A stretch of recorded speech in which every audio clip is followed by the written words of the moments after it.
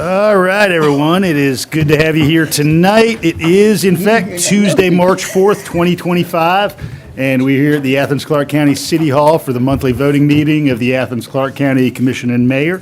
And we begin, as always, with the civility pledge provided to us by the Georgia Municipal Association that indicates that the way we govern ourselves is often as important as the positions we take, that our collective decisions will be better when differing views have had the opportunity to be fully vetted and considered, that all people have the right to be treated with respect, courtesy, and openness, and that we value all input and commit to conduct ourselves at all times with civility and courtesy to each other. So appreciate everybody's attention to that throughout the room.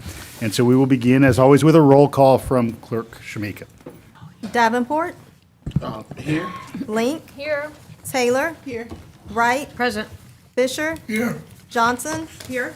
Culpepper. Myers. Here. Thornton. Here. Hamby. Here. We have a quorum. All right, thank you, Madam Clerk. I appreciate that. All right, first order of commission action is approval of the minutes of meetings of Tuesday, February 4th, Tuesday, February 18th, and non-voting meetings of Tuesday, February 11th, and Tuesday, February 18th. Do I hear a motion for approval of said minutes? So moved. Second. All right, I've got a motion from Commissioner Thornton, and I have a second from Commissioner Taylor. All in favor, please say aye. Aye. Are there any opposed? All right, hearing none, motion carries. Madam Clerk, are there any written communications this evening? There are none. All right, thank you. All right, we will have several opportunities tonight for public input. We will have an opportunity for public input on the consent agenda, which are currently items 1 through 14, although that could be modified. Is there any commissioner who would like to remove an item from consent for discussion? Yes, I want to remove the ARPA funding one. It's really just a technicality here, but it is number 5. All right, so we're moving 5 for discussion. Any other items that a commissioner would like to move for discussion? All right, so we will have input on the consent agenda. I do. Just have a quick question about one up there. About which one? Number 11. Number 11, all right. All right, moving number 11 Good for you guys. as well. All right, last chance. All right, so the consent agenda are items 1 through 4, 6 through 10, and 12 through 14. We'll have input on those. We'll have input individually on each of the planning and zoning items, and through prior announcement, there's the opportunity for an individual for and an individual opposed to provide up to 10 minutes of input on each of the planning and zoning items, followed by any general input on those same items for a 3-minute opportunity. And then there will be public input on the old and new business. Again, those are now items 5, 11, and 19 through 22. And then at the conclusion of the meeting, before we adjourn, there's the opportunity for input on any matter of interest not on our agenda. Except for those 10-minute opportunities on planning and zoning items, every opportunity is for a 3-minute per resident chance for public input. You will see a light in front of the clerk. It turns green when you begin speaking. It turns yellow when you have 30 seconds remaining, and when your 3 minutes has concluded, it will turn red, and I will thank you for your time with us so that we can move on to the next speaker. So, with that said, is there anyone who would like to speak to any item on the consent agenda? Again, those are items 1 through 14, excepting 5 and 11. Is there anyone who'd like to speak to 1 through 14, excepting 5 and 11?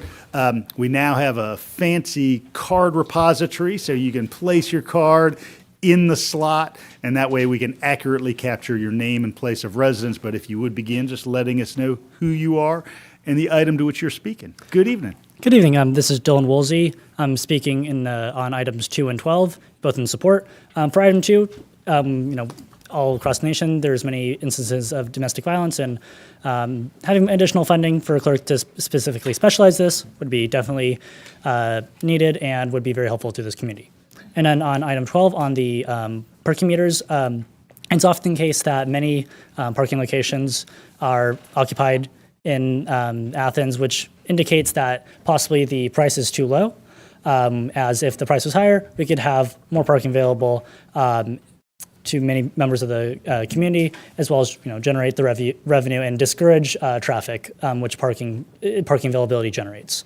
One thing I would want to add is that I would hope that over every 6 months, a year, that somehow this commission or a subcommittee looks at the current data of parking and makes then adjustments on the hourly rate if it needs to be changed to adjust to various market factors. I think that would be beneficial to this community. Thank you. Thank you, Dylan. I appreciate it. Is there anyone else who'd like to speak to any of the items on consent? Again, those are items 1 through 14 with the exception of 5 and 11. All right, stunned silence in the room would indicate no. All right, we have several ordinances that are part of the consent agenda, so I'll ask Attorney Drake to read those ordinances to us now. Items 1 through 4 have an ordinance on the consent agenda. Item 1, an ordinance to amend the FY 2025 annual operating and capital budget for Athens-Clarke County, Georgia, so as to provide funding for biosolids hauling and disposal contracting and for other purposes. Number 2, an ordinance to amend the FY 2025 annual operating and capital budget for Athens-Clarke County, Georgia, so as to provide grant funding from the Georgia Criminal Justice Coordinating Council to continue one full-time position in the Office of the Clerk of Superior Court and associated expenses to support case processing of domestic violence cases and other purposes. Item 3, an ordinance to amend the FY 2025 annual operating and capital budget for Athens-Clarke County, Georgia, so as to provide grant funding from the Environmental Protection Division of the Georgia Department of Natural Resources, FY 2025 Recycling and Waste Diversion Grant for procurement of processing equipment to operate the recovered materials processing facility and for other purposes. Item number 4, an ordinance to amend the FY 2025 operating and capital budget for Athens-Clarke County, Georgia, so as to provide grant funding if awarded from the Georgia Criminal Justice Coordinating Council's Stop Violence Against Women Act competitive grant program for continuation of one domestic violence prosecutor position and appropriate training to respond to and prevent crimes of violence against women and for other purposes. All right, Attorney Drake, thank you very much. All right, consent agenda items are handled with a single vote. Could I hear a motion for approval of the consent agenda items? Point of order, was 12 covered? It was a Attorney Drake, handout. did you read 12? It was the extra added? modification in parking fees? There's an ordinance associated with that as well. An ordinance to amend the Code of Athens-Clarke County, Georgia, with respect to schedule of fees to be adopted annually and for other purposes. Thank you, Attorney Drake. All right, do I hear a motion for approval of the consent agenda? Again, 1 through 14, accepting 5 and 11. So moved. Second. All right, I've got a motion from Commissioner Wright, second from Commissioner Hamby. All in favor, please say aye. Aye. Any opposed? All right, hearing none, motion carries. All right, we're going to move on to our planning and zoning items. All right, first of those is item 15, and it's a request regarding 995 Gaines School Road. Is there anyone here to speak to this item this evening?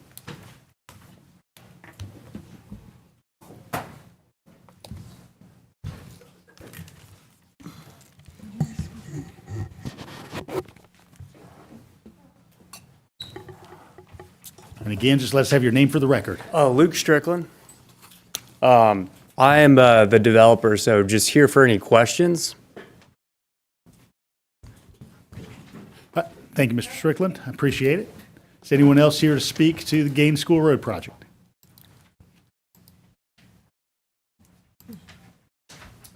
Hey, good evening. My name's Andrew Cronin. Address is 1616 Shades Park Drive in Homeland, Alabama. I work with Luke. We are the developer. We are the purchaser. And, we spent the last 4 months working with staff. We've had numerous conversations, phone calls, as well as met with staff. And to get to the point we are now with a site plan and application that they support. And we were here 2 weeks ago on February 18th to receive unanimous support from the Planning Commission as a recommendation. And so we're here to just say thank you and ask for your support tonight. And as Luke said, we're here to answer any questions if you all have anything to address. Thank you, Andrew. Is there anyone else here this evening to speak to the Gaines School Road proposal? Seeing none, this is in District 1. Commissioner Davenport. Motion to approve? Second. We've Got a motion from Commissioner Davenport, and I have a second from Commissioner Myers. Commissioner Davenport, any commentary? Getting some love on the east side, so it's great, and that's it. Commissioner Myers, any follow-up? Likewise, appreciate getting more health services on the east side. Thank you. Any other commissioner? All right, let Attorney Drake read the ordinance for us on number 15. An ordinance to amend the Code of Athens-Clarke County, Georgia, with respect to rezoning one parcel of land comprising approximately 0.64 acres of land located at 995 Gaines School Road from CO GSRCPD Commercial Office Gaines School Road Corridor Overlay Plan Development to CO GSRC Commercial Office Gaines School Road Corridor Overlay and for other purposes. Thank you, Attorney Drake. All right, have a motion for approval with conditions from Commissioner Davenport and a second from Commissioner Myers. All in favor, please say aye. Aye. Any opposed? All right, hearing none, motion carries. All right, item 16 regards 728 Cobb Street. And I have two folks who have signed up for up to 10 minutes of opportunity. You don't have to take the full 10 minutes, but you can if you'd like. The first of those, as a proponent, is Brad Spare. So, Mr. Spare. Thank you. And I don't believe I'll take the full 10 minutes, but 4 minutes goes by real quick. And again, I'm Brad Spurr. I'm the owner of 728 Cobb Street, the applicant for this special use permit. I'll admit I came into this process pretty naive. I purchased 728 Cobb Street to use as my law office. This property, as we discussed in the agenda setting meeting, it's under a legal non-conforming use status. It had been used as a business for at least the last 50 years since prior to enactment of any zoning ordinances. So the code says that legal non-conforming use can continue. And again, I'm not a developer, I'm a lawyer. I'm not even a land use lawyer. I do estate planning, but from looking at the code, the next steps in this process were, and what the code says, it encourages owners of property under a legal non-conforming use to apply for that special use permit, just to clarify that use. I did not appreciate how contentious zoning decisions could be. I didn't even understand when I applied for this permit, there was a big rezone sign that was going to be posted in the front yard. And I think when a lot of people saw that sign, it just dredges up a lot of emotions, a lot of concerns, and a lot of questions about the implications of this decision. And I appreciate several of the commissioners reaching out to me and kind of telling me what their constituents are saying. And I know they were blowing up your phone, and kind of the general consensus is people hate this. I appreciate that. But I think a lot of this concern is just based on a misunderstanding or a misapprehension about what the special use permit is asking for, and if it's approved, what the implications would be, which I'll talk about in a second. But again, this property on 728 Cobb Street, this is kind of this idyllic, kind of quintessential turn-of-the-century Victorian home. It was, I think it built in 1906. It was built as a residence initially. I think everybody agrees, and the general consensus is, it's really been a business for the majority of its existence. This doctor's office for the last 50 years. Going back in the historical records, you can see it was a mobile home court, if you can imagine that. It was a storefront for granite monuments and memorials. This is its nature as a business. And again, when I purchased the property, my intention was to use it as my law office, understanding the legal non-conforming use would protect me in doing that. However, when I got further into the process, I also realized this property needs a lot of work. And kind of parallel to the application for the special use permit, we've applied for a certificate and been approved for a certificate of appropriateness through historic preservation for this work. This work is extensive. I'm not exaggerating when I say this property is falling down. The foundation is shot. The plan is to actually run steel beams under the whole property, lift it up, replace the foundation, and then also just to make the property more accessible, there is kind of a surprising lack of accessible office spaces in Athens. And that's really my clientele. But again, it requires a lot of work. I'm uncomfortable saying the numbers. I'm uncomfortable thinking about the numbers involved here. But before I make that commitment, and I want to make that commitment, I just wanted a little extra assurance that, in fact, I can use this property as I intend. And that's where we come down to that kind of option between legal non-conforming use and the special use permit. And again, I am not a land use lawyer, but my understanding of legal non-conforming use, the only thing that actually supports that non-conforming use exists, the only evidence I can actually point to is an opinion letter. Brad Griffin, before he retired, before I purchased the property, he was kind enough to give me an opinion letter. I would be hopeful in the future, Bruce or someone else in zoning would be willing to give me an opinion letter. My worry is, what if sentiment changes? What if administration changes? What if future zoning officials feel differently? Maybe they don't think my use continues what was there before. Maybe they think I've abandoned my use. And then I've invested all this money in this property, and I'm just stuck. I can't use it. And again, this is not my specialty, but zoning letters in general, although I know they carry a lot of weight with the commission, when you go to court, they don't really have any legal significance. So it doesn't really give me any coverage. The special use permit, and again, I know people disagree with this. This is the process the code recommends that I go through. And I know y'all know the codes already, but I'll just read it. And this is section 9-15-8D, which says, it shall be the objective of Athens-Clarke County that whenever feasible, legal non-conforming uses be rendered conforming through the issuance of special use permits in accordance with Chapter 9-20, with conditions imposed on such permits that shall strive to ameliorate the impact of such use on adjacent properties. And this is just a lot of work, this special use permit application. It is a very, very exhaustive, multi-factor analysis.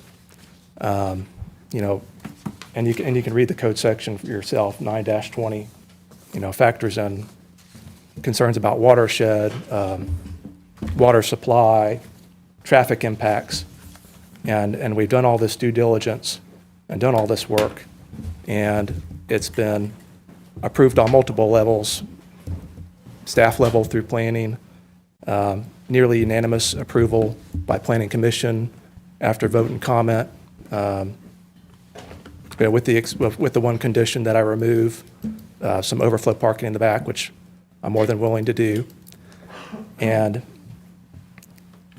again, I know the overall sentiment here is opposition to this permit. And I really just considered whether just to withdraw the whole thing. But there is just so much work that's gone into it at this point, both on my end and on planning's end. I just don't feel like it's appropriate to drop it at this point. Even if, ultimately it's denied, I feel like, just need to talk about it. But I do not know, well, and I will say, probably my biggest regret through this process is it's put me on opposite sides with my neighbors on Cobb Street. I mean, and I say this with all seriousness, I genuinely like them. I think they genuinely like me. I've had several meetings with them. I feel like they're supportive of me starting my business here, and they want me to do this work to improve the property, but they feel like, maybe the legal non-conforming use is enough protection for me, and they don't want the formal recognition that a zoning decision would entail. And I can understand where they're coming from. I think they understand where I'm coming from. But again, it's unfortunate. I don't know what objections I do. Well, I know for certain there's going to be objections, but I don't know what the objections specifically are going to be. I've heard several people say maybe an approval of this special use permit would set a negative precedent.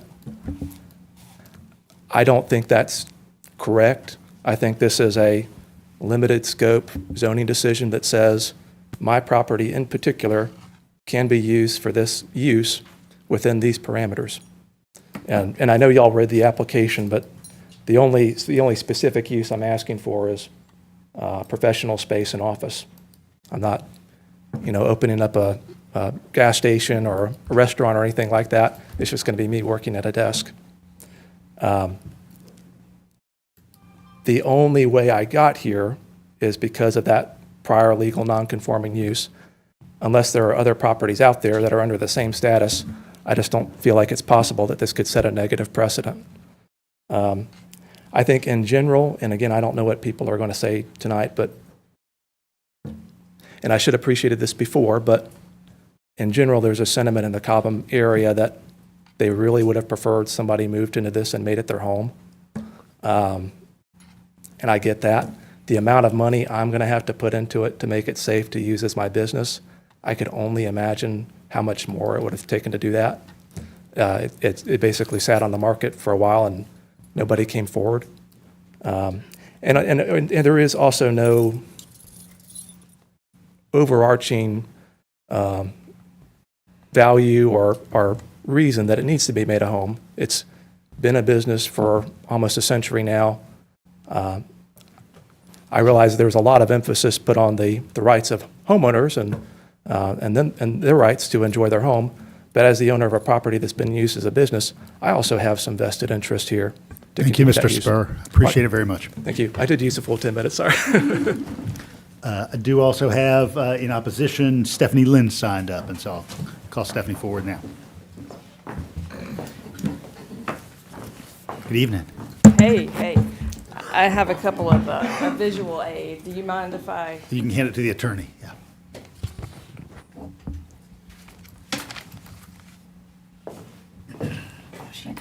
You tell me when you want me to start. Anytime. Okay. Thank you for your time this evening. I'm Stephanie Lynn. I'm from 226 Hill Street, and I serve as a trustee for the Historic Cobham Foundation. There's no doubt that Brad Spur is making a valuable contribution. We appreciate it. By renovating and restoring that property, it needed a lot of work. We truly appreciate his efforts, but do not support his request for a special use permit. The Historic Cobham Foundation was established to protect this historic in-town residential neighborhood. For decades, both the neighborhood and the foundation have worked to acquire and resell properties in an effort to push back against commercial encroachment. This is why your inbox has been flooded with concerns. Our coming to you is by a unanimous vote of the Board of Trustees. A special use permit is not necessary for this project. As the applicant said, he's got the capability to use it in its grandfathered status. And I think you heard at the agenda setting meeting that there was this 60 days ticking clock, but Steve and Jacques prepared a binding report for you. And on that first page, he plainly states that he's not at loss of losing that. So I think that concern's been passed. He can legally operate his business with the status quo. The special use permit is very general in that it only says the property will be used for professional services and offices. ACC defines professional services and offices as the conduct of business-related activities, excluding the sale of merchandise or storing of merchandise on the premises. These are very broad categories and expand uses far beyond its grandfathered use. Approving this permit would open the door for any business identifying as professional services and offices to purchase the property in the future, should Brad decide to sell it, and regardless of the impact on the neighborhood. Rather than mitigating the effects on surrounding properties, the special use permit makes permanent broad legal uses for all future owners. Additionally, a special use permit does not offer the protections that a commercially zoned property must provide when bordering residential areas, such as buffers, setbacks, and landscaping standards. The planning staff suggests that this special use permit should be supported because 728 Cobb abuts Main Street business, so the proposed use should conform with this area. However, this is an inaccurate representation. I live in this area. This parcel is located mid-block and is flanked by residential neighbors on 3 sides. The future land use map marks this area's traditional neighborhood, which usually allows nodal commercial elements on block corners. Even though it's near Prince Avenue's commercial district, its entrance faces Cobb Street, making it clearly part of the neighborhood and not the commercial zone. It has no direct access to Prince Avenue businesses, and using its location to justify commercial use would set a precedent that any property near a business district could be turned commercial with a special use permit. Simply put, legalizing a commercial use within a residential neighborhood is precedent setting.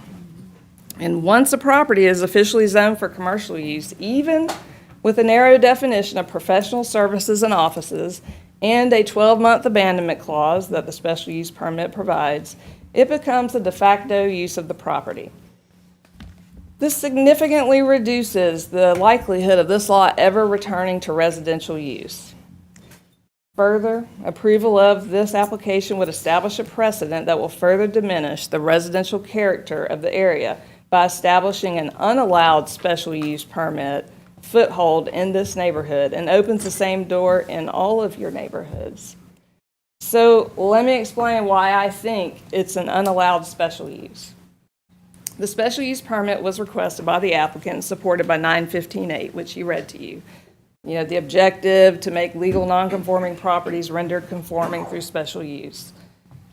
But the key phrase in that phrase is in accordance with Section 920, meaning any decision must fully comply with the rules outlined in 920. It's not a standalone chapter. It contains many working parts, and it connects to other preceding zoning and development standards. For instance, Section 920-1 states that certain uses are permitted in each zoning district as only as special uses.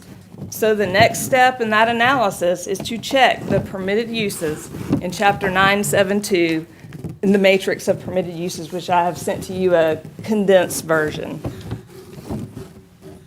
Please refer to that handout, and I want to point out the purpose statement at the top. The purpose of the RS district is to stabilize and protect the owner-occupied housing characteristics of the district and to promote and encourage a suitable environment for family life. On that matrix, a grandfathered church could be made conforming because a special use permit, because there is an S by it. That means a special use permit is an appropriate use there. However, if you notice the section of the matrix I highlighted provided you that says professional services and office use is explicitly marked prohibited use in. A use should not be considered in accordance with the law if it is inherently prohibited. A special use permit is not a remedy for grandfathering. If the ordinance was absolute, we would not be here today, and planning staff would not need to come to you to approve this.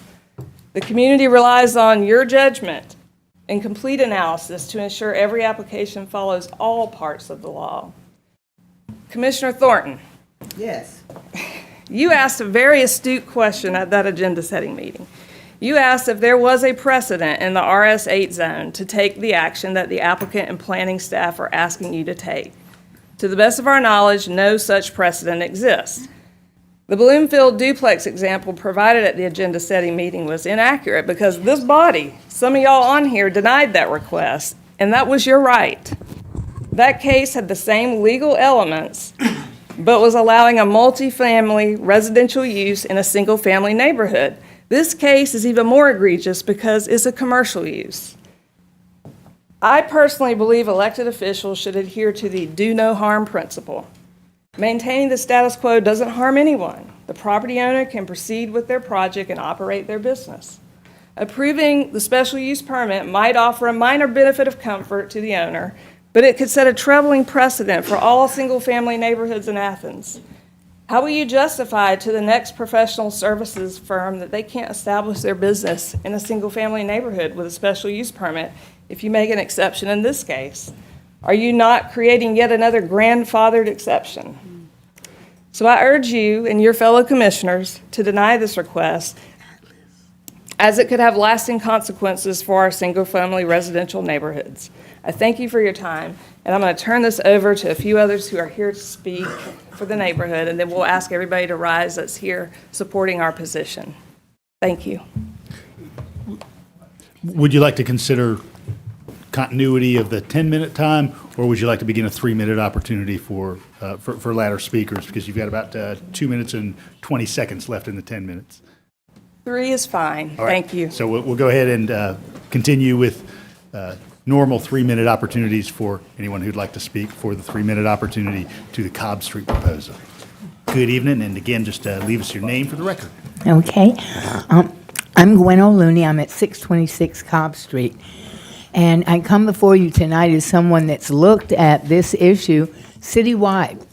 I don't come before you as a Cobbamite, and I don't come before you as Historic Cobham Foundation. I come to you as a member of a neighborhood, a resident who lives among other residents and wants to make sure that their neighborhood is stable and safe. And right now, that's not the feeling we have. We have a great zoning code connected to the respect for neighborhoods.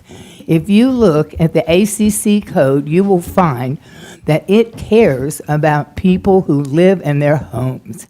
It knows that homes are the most expensive thing we own and the biggest check we write sometimes per year. And so we know how important homes are. We have a good code. Our code wants traditional neighborhoods to exist in town. And our neighborhood has that on the comprehensive plan map, okay?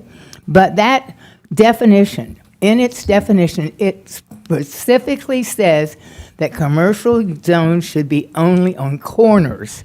This is not a corner. This is in the middle of our neighborhood. Okay, that's one thing. The other thing that is, as Stephanie said, this is not a legal use of special use permits. It says on the whole the diagram of how they're supposed to be used that this is not to be used in a residential neighborhood to legalize commercial. Now that's important.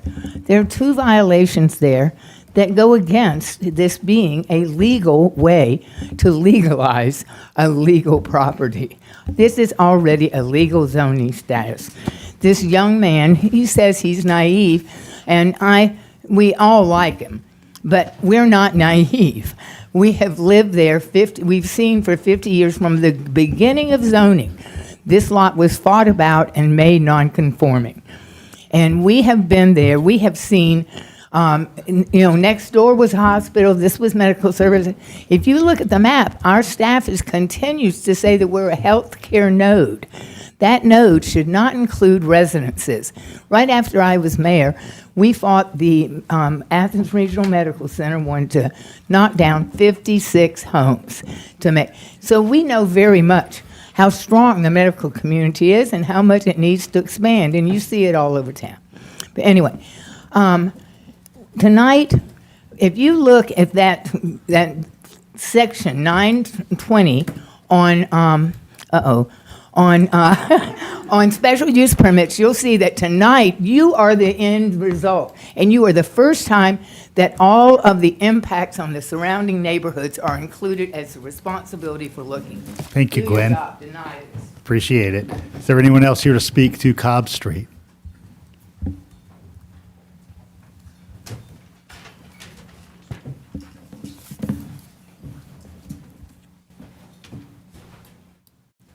Good evening. How are you? My name's Margie Spalding. I live at 739 Cobb Street. And I, first of all, thank you all for listening to this long discussion that we've had over a complicated issue. We feel very strongly that we don't want the zoning change in our neighborhood, as you've heard. But I did want to say, it seems that unlikely that this house would ever become a home, but several houses in our neighborhood over time have returned from businesses to single-family homes or even rental. And we hope that this opens a long-term possibility for that. By leaving it as best and highest use would be residential rather than changing it to commercial with the special use permit, we think that's a better outlook for the future of the house and the neighborhood. So I just want to make that point, and also that it's kind of an unknown precedent for residential areas. It hasn't happened, and there may be other implications that we don't know about at this point. But, so we hope that you'll think about it and agree with us and vote against it. And I'd like now to all of anyone who's opposing this proposal to please stand. Thank you. Thank you, Ms. Spalding. Is there anyone else here to speak to Cobb Street?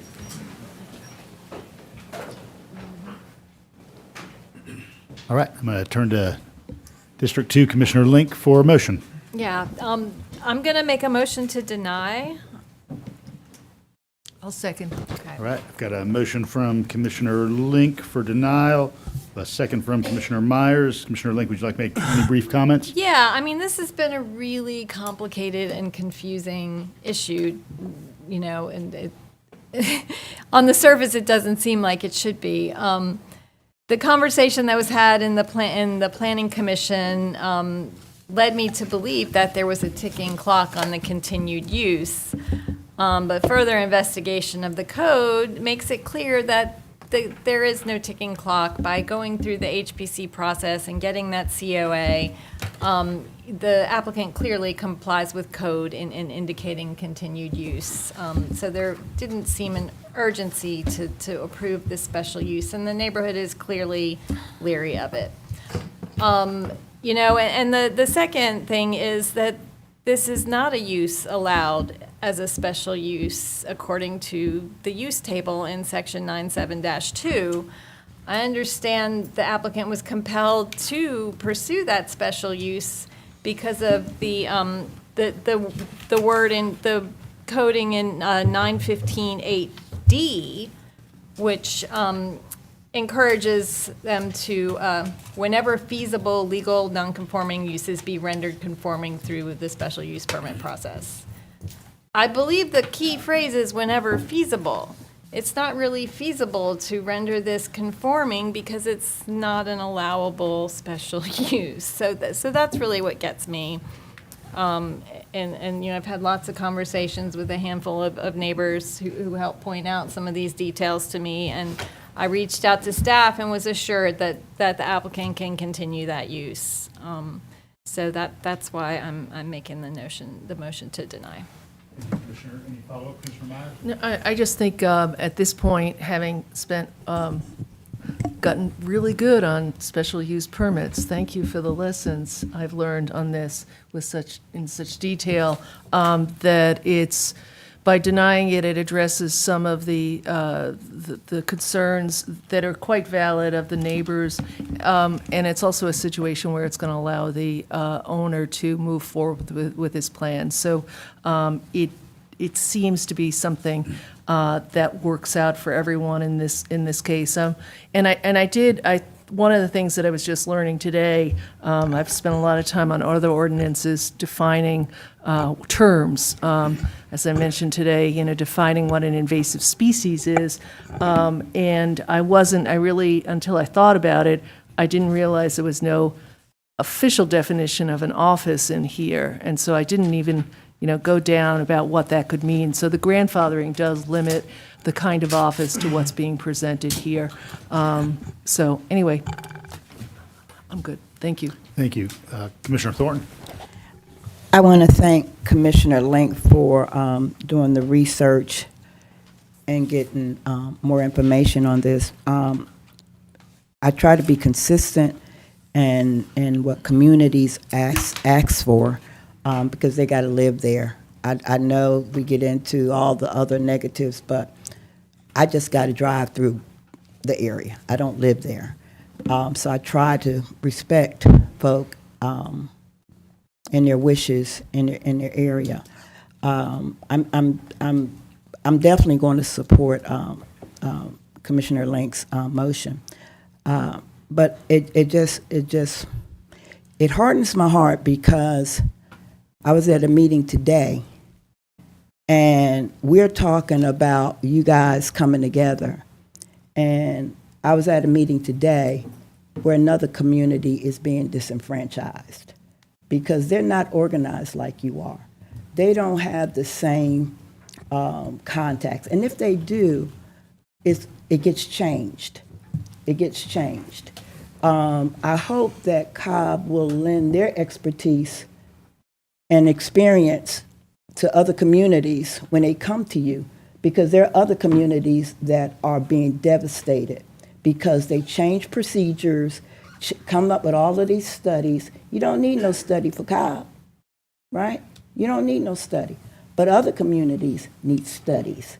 So I do support you 100%, but I hope when another community calls out to you guys that you'll show up in the same kind of magnitude you are tonight. Commissioner Davenport. Yes, we have a housing problem, so I don't understand why a special use would be needed to continue the operation of a business. But after watching the Planning Commission video, if Mr. Bruce Lundy can help me. So there was a talk about a grant for special use that will help renovate the structure for historic preservation needs. Can you explain that? Sure. There is funding available in the form of a tax credit, and one of the criteria to qualify for the tax credit is to be conforming with local zoning. And so that's where we were trying to introduce that point of fact into the discussion, that could be a motivator for the applicant to seek the special use, because it would allow him to be considered conforming by virtue of the special use approval. Without the special use approval, if he continues to operate, he's legal, but non-conforming, and he would not be eligible for that tax credit. Okay, thank you. Commissioner Fisher. Yeah, thank you. Thank you, Mayor. So I think one of the things too, because I ride through Cobb a lot, is the sign in the yard had rezone in it, and I think that caused some confusion also. So my suggestion, moving forward, if it's a special use permit, a special use permit should be put in those particular spaces instead of a rezone. So that caught my attention because the will said special use permit, but there was a rezone in the yard. So I think moving forward, if we're gonna continue to do things like this, whatever we're gonna call it, let's make sure the proper sign is there. Anyone else before I return to Commissioner Link? Commissioner Hamby? Sure. And Commissioner Davenport, I'll just help address the issue that you raised there. If that's the case, look at all the people who are in historic districts who perhaps have a garage apartment and over the years haven't received any tax credit, any tax freeze and part of those is to help redo the house. But that's, if you're non-conforming, that doesn't apply to you. So I mean, and there's a reason why we haven't done these legal conforming over the years. We're basically, Commissioner Link is right. I mean, we're basically would be saying at that point in time, okay, you've been non-conforming all these years, but by the virtue of 10 people sitting behind the rail, you're now conforming. And I don't feel comfortable with that. I don't feel comfortable with that being part of our code. And that's, I mean, I just look at it all over the district I represent and the people that have not gotten that tax credit, and the people that have fixed up their homes that do get the tax freeze and they are conforming. So I don't want, I mean, I hope that's not a confusing issue for folks. And I think that's, the nature of you being non-conforming is, you're non-conforming. So I hope that made sense. I don't think I did, but we'll see. Commissioner Link, and then we'll have Attorney Drake read the ordinance.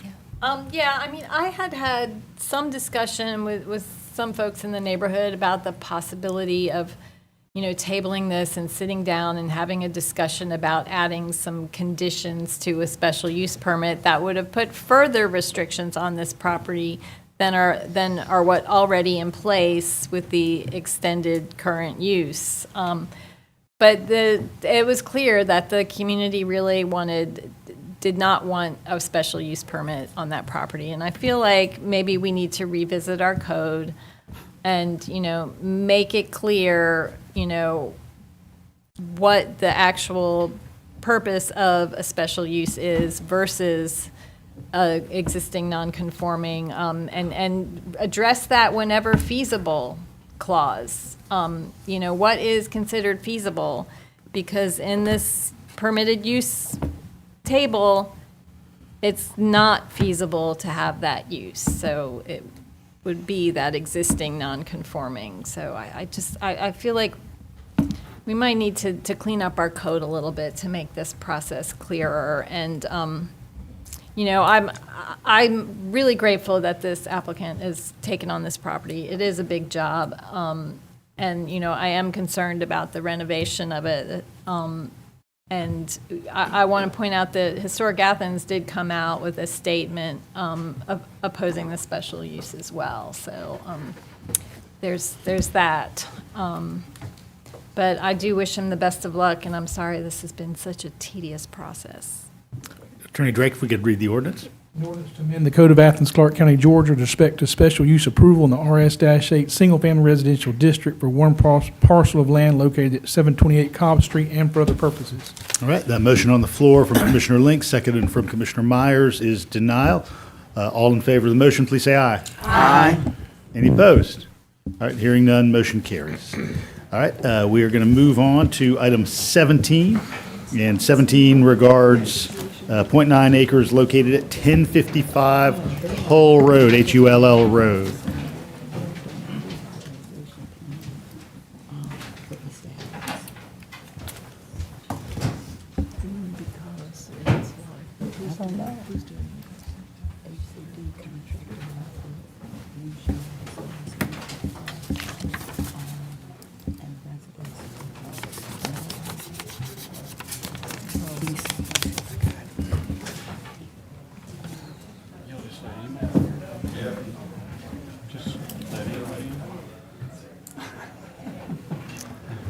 Is there anyone here tonight to speak to 1055 Hull Road? Hull Road. Good evening. And again, just Good leave us evening. your name for the record. I'm Brett Thurman, Armour Trout Matheny Thurman, at 330 Research Drive in Athens, Georgia, and I'm the owner of this parcel. This is a pretty simple request, I think, and fairly non-controversial, I believe. We have a small parcel that was zoned CR with a general business future land use designation. We attached a small parcel, orphan parcel, that resulted from the rezone of the property next to it from a CR zone to an RM2 zone, which changed the future land use plan to multifamily.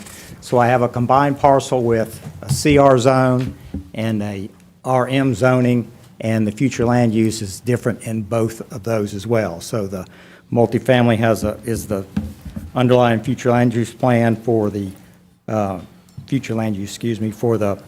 for the small piece that was appended to the existing lot.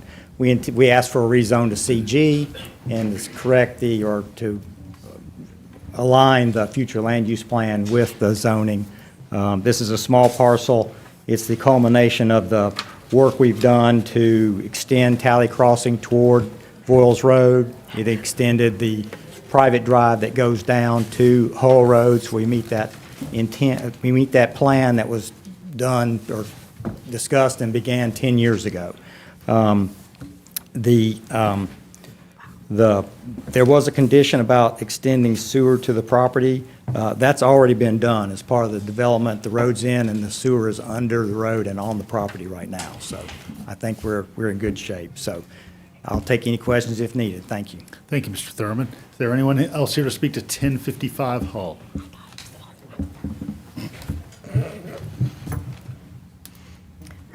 All right, it's in Commissioner Thornton's district, District 9. Commissioner Thornton, would you like to place a motion on the floor for us? I so move. First item will be amendment of the future land use. And so motion for approval of future land use. We've got a motion from Commissioner Thornton and second from Commissioner Davenport. Commissioner Thornton, any remarks regarding this one? No, I think, and I don't know whether my remarks go now or later, but I'll just throw it out there. The applicant did say there was sewer installed in that area. Is that correct? I believe that is the case. I don't know if staff could confirm that from knowledge of building permits already issued? The applicant did just say that. I'm not sure of the status of the acceptance by Public Utilities, so I wouldn't be able to verify that it's actually been accepted and made part of the system at this point. And that's kind of the nature of the condition, is to make sure that it's viable and been accepted by Public Utilities. And so we'll have to have our professional staff go out there and ground truth it. Correct. I do feel uncomfortable supporting this, knowing that, no, I'd like for stuff to come to me kind of in a box, you know, with a bow on it. How long would it take? I'm trying to follow protocol here. How long would it take to get Well, that? it may be helpful, Bruce or Brad, just to kind of outline the typical process of moving from zoning approval to plans review and ground truthing of all of those engineering components. Correct. So, and I can start by saying, if there was no engineering feasibility to provide the sewer, that would be the comment, and in all likelihood, it would not have moved forward with a recommendation for approval from Public Utilities the way that it did. So in this case, there's a way to extend sewer to it. This is a condition with the rezone action, but it's just trying to get that assurance that there will be no land disturbance activity until there's that viable sanitary sewer connection. So changing the zoning is not inappropriate, but actually moving forward with the development could not occur until the sanitary sewer connection was there and in place and accepted. Does that help? So you've got policy and then you've got actual permits. So the vote tonight is a policy decision to put the zoning in place, and it's consistent with other zoning that's in the area. And then the next step, and what this condition tries to do, is give that assurance that no permits could be issued for construction until they've done their part to extend the sewer, get it installed, and have it be accepted by Public Utilities. I'm not worried about the installation. I just want to know about the practicality of it happen, that it is doable. That's, Yes. And I'll remind everybody again, I try to be consistent. I don't particularly like rezones, period. But sewer and the state of sewer is one of my, that's just one of the pillars I lean on. What will happen if I make a motion to table this for 30 days to let us know a little bit, something more factual? Is that possible? 60 days. You can only do it I can't do it at all? up to 40 days is the maximum you can table an item. Okay. I really would love to see something in writing about the sewer system. We're having sewer problems everywhere, and I don't want to contribute to it with a rezone. I would make a motion to table this for how many days I got? Up to 40. 40 days. And just as a kind of point of clarification, sort of the way that sort of the policymaking work intersects with the administrative work, I think what Bruce mentioned is that part of staff's responsibility on the front end that they've done already is just to make sure that this is a place that can be accessed by sewer. And so essentially, in other words, it's uphill of where the sewer stub is already, and so it would tie into that existing sewer stub just above the Kroger site. And so it's just the fact that they haven't actually gotten that sewer permitted would normally be what happens after this commission action. If I don't get a second, I'm fine with that. You've got a second. Thank you. Patrick seconded. Well, so there's sewer line access nearby. It just, I don't know the grade of this property, if it's higher or lower, where that sewer line can tie in. So I agree with Commissioner Thornton's assessment, but if we do a rezone, we'll just, there's two votes. The first would just be a rezone, and I think the rezone to CR is CG. Did I get it wrong? I think First vote's future land use modification and then the rezone. the future land use. I think that's appropriate because it complements the surrounding area. But then the rezone would be more impacted by the the sewer line, correct? Correct. You could definitely pull the two issues apart, like you've suggested. But that would be, because this is Commissioner Thornton's district. I heed your recommendation. But, so if you do a CR, if you agree to the future land use, it complements that area. But there are sewer lines in that area to some of the businesses. I don't know how that would tie into it, but there is condition that the permitting will not be, permitting will not be granted for the development of this property without the tie-in. Is that correct? That's what I'm aiming for. Yeah. That's what it says on the condition.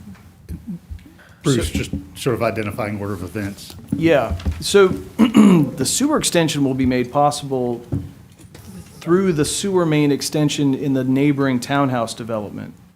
When that installation is done, and that project is underway, when that installation is finished and has been accepted, that main will be available for this property also to then tie on.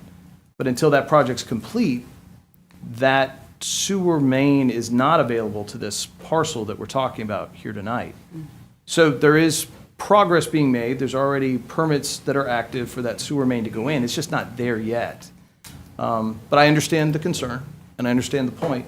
It is being stepped out, but it is feasible that it could be served by sewer, and Public Utilities has recognized that. Okay. So you'd like a motion to hold for one cycle? Yes, sir. Is there a second to hold for one Second. cycle? All right, second from Commissioner Davenport. Should I go ahead and read them before we take the vote? Yeah, we'll go ahead and read the ordinance on future All land right. use. An ordinance to amend the Code of Athens-Clarke County, Georgia, with respect to amending the future land use map of Athens-Clarke County by changing the designation of approximately 0.9 acres of land located at 1055 Hull Road from general business and mixed-density residential to general business and for other purposes. Now I'll just go ahead and read the rezone ordinance to amend the Code of Athens-Clarke County, Georgia, with respect to rezoning one parcel of land comprising approximately 0.9 acres of land located at 1055 Hull Road from CG Commercial Rural and RM2 Mixed-Density Residential to CG Commercial General and for other purposes. I would point out, I've been looking at the ordinance procedure tonight, section 943C8, which relates to type 1 zoning procedures. And it says, after closing the public hearing, the Athens-Clarke County Mayor and Commission may vote to approve both the amendment to the official future development map of Athens-Clarke County and the rezoning of the special use with conditions or with conditions. Vote to deny the rezoning or special use and approve amendment to the official future development map of Athens-Clarke County, or vote to send the rezoning or special use back to the Planning Commission to approve the amendment to the official future development map. D, vote to deny both amendment to the official future development map and the rezoning, or hold the action for no more than 40 days. Okay. All right. So the hold until our April voting meeting would be within those Yes. boundaries? Yeah. All right. So got a motion on the floor and a second to hold until our April voting meeting. Comment from Commissioner Wright. I had a question that Attorney Drake just covered, just like he read my mind. Perfect. Kind of thing. All right. ESP is working in the room tonight. All right. Any other input before the vote? All right. Motion is to hold for one cycle until the April voting meeting. All in favor, please say aye. Aye. Any opposed? All right. We now need a motion to hold the zoning item until the April voting meeting. Is there such a motion? I so moved. Second. All right. Got a motion from Commissioner Thornton to hold the zoning action until the April voting meeting, and there's a second from Commissioner Davenport. All in favor, please say aye. Aye. Any opposed? All right. We'll see you in April. All right. Item 18 is regarding several addresses on Barnett Shoals Road, Lakewood Drive, and Park Ridge Court. And we do have Scott Haynes signed up for the 10-minute opportunity, and so I'll call Mr. Haynes to the podium now. Thank you, Mr. Mayor. Good evening. Good evening. My name is Scott Haynes. I work for W&A Engineering. Excuse me. As I mentioned in the agenda setting, we've put a great deal of time into this project. I believe it to be a well-thought-out project that really addresses many of our community needs. It provides alternative transportation, and a mix of diverse types of houses, and improves interconnectedness between our other neighborhoods. And it could be a truly walkable community. And it's not perfect, but I've not found the perfect project yet that can really address every issue. I agree with so much of what was said at the agenda setting when it comes to our affordable housing and our housing crisis in general. We need places for Athenians to live, for all Athenians to live. I believe that. But the housing crisis that we face right now is a multifaceted problem, and it's going to require multiple solutions to fix it. I believe that we should take advantage of every good opportunity to build houses in this community and to address this issue on all fronts. Doing so can only help to try to increase the stabilization of home prices, and therefore choosing to vote for this project tonight is not a vote against affordable housing. We have to find more opportunities to attack our affordable housing crisis. And likely those projects are going to require some form of public-private partnership. But we do not have to choose to only solve one issue at a time. We can do both. We can vote for projects that provide houses such as this, and we can work to address our affordability crisis. Those things do not need to be in opposition. We do not need to choose only one. We can do both. And really, I believe we must do both. I ask for your support tonight for this project. It represents what I believe to be a large improvement to the plans that are on record today. And I thank you for your time tonight. But I really, truly appreciate your leadership. I know these are tough problems. So thank you for everything you're doing for our community. Thanks. Thank you, Mr. Haynes. Is there anyone else here to speak to item 18? Good evening. There, good evening. My name is Jake Strickland, lead developer on the project, and I just want to say thank you all for your time and looking at this. I know that the materials you are all given are very dense, but hopefully you're able to get through all of them. I appreciate all your time and looking at this at the agenda setting and over the past couple of weeks. Thank you to Commissioner Myers for over the past almost 2 years now of sitting down with us and going over this project and going through the many questions to make this the best project that has the potential to be here in Athens. And appreciate all the other commissioners that reached out over the past 2 weeks as well, either to my team or to our civil engineer team, to go through to make sure that the questions that you all had and concerns you all had, that you got the answers that you needed. And I hope that you vote in approval for it tonight. Thank you. Thank you, Mr. Strickland. Is there anyone else here to speak to item 18?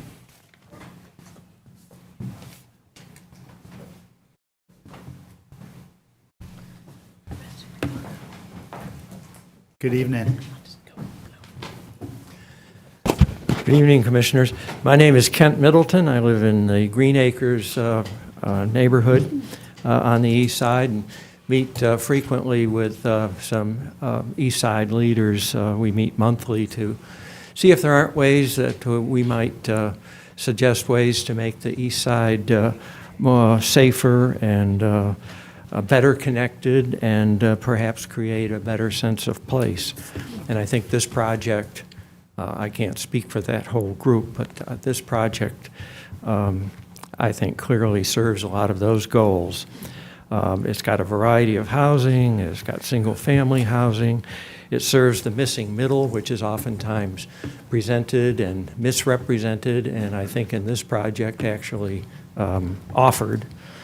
It has one-bedroom units. It has mixed-use commercial. It's got green space, trail access, the extension of the trail. It's got recreation, walkability, bikeability.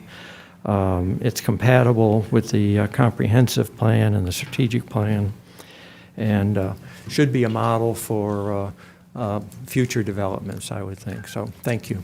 Thank you, Mr. Middleton. Is there any other member of the public here to speak to item number 18 this evening? All right, we'll come behind the rail.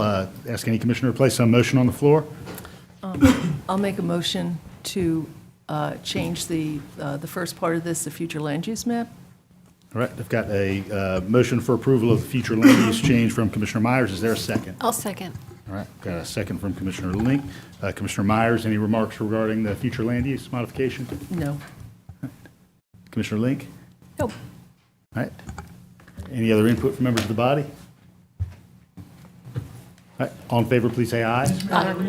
Oh, let me read the ordinance. Ordinance to amend the Code of Athens-Clarke County, Georgia with respect to amending the official future development map of Athens-Clarke County by changing the designation of parcel of land comprising approximately 0.36 acres located at 445 Barnett Shoals Road from mixed-density residential traditional neighborhood and for other purposes. All right, first vote is for future land use. You've heard the ordinance. All in favor, please say aye. Aye. Any opposed? Aye. All right, please note Commissioner Taylor. All right.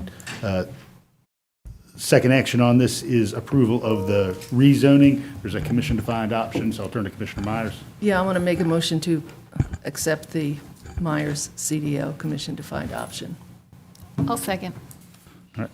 Got a motion from Commissioner Myers, second from Commissioner Link. Commissioner Myers, would you like to outline the components of that? Oh, yeah, really, the only thing this adds is, right now, originally there were 7 conditions on the PD. And this really is an extension of the 7th condition because the 7th condition added EV charging in the first section, and this extends it to the second, really minimally with just making sure that the regular 120 outlets mostly are available and the housing units as usually are, but in addition, 1 EV charging infrastructure like set aside per area.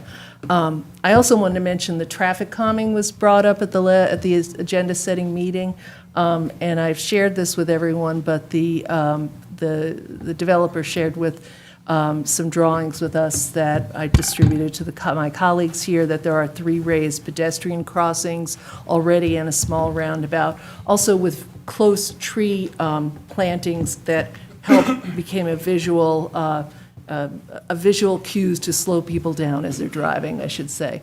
But overall, I'm just really pleased with this development. It's a mixed use, mixed residential types. There's an upfront business area on Barnett Shoals, but without any drive-throughs or gas stations, with people get concerned too. And that really adds to a mid-Barnett Shoals community center. It's really right across from the library, so there's a potential to have a place that's much more walkable in that area for residents along the outskirts, the other areas around there. It provides potential connection to Lexington Road, which we all know we need, and alternative transportation options. And, you know, as has been said, I think it really creates a sense of place for those living in this development with its attention to design and the environment. So I'm really happy to be supporting this. I've had the motion from Commissioner Myers. Commissioner Link, you seconded? Yes. Yeah, thanks, Commissioner Myers, for adding that condition for the EV chargers. It's more important than ever that we require these. The Trump administration has illegally rescinded funding out there for some of these out in the public. So I believe we need to update our codes and start requiring these, as well as the traffic calming initiatives that the developer kind of baked into this whole plan. Over and over again, we get requests from communities for speed bumps or other kinds of traffic calming. And this developer worked those in with the narrower lanes and the raised crosswalks and the trees. It's really important that we pay attention to our tree ordinance and preserve trees and encourage planting of trees as much as possible, because again, we have just gotten an order that there's going to be hundreds of millions of acres of forest logged. So it's on us, it's on communities like us to counter these actions that are coming down from the federal level, and to do what we can to preserve this planet for our children and grandchildren for generations to come. Thanks, Commissioner. Commissioner Taylor. Yeah, so listening to everyone talk, I heard a sense of place. Future model housing for the future. Trails, bike lanes, EV chargers, trees, but I didn't hear anything about the people. Because when we do talk about a sense of place, I think about the underrepresented communities within that area, who is not going to be able to partake in this new development, because if we are honest, it is not for that area. It is what we're going to vote on tonight, not me because I'm going to oppose from it, but what it's going to do is it is going to create a area where residents are not welcome who already lives there.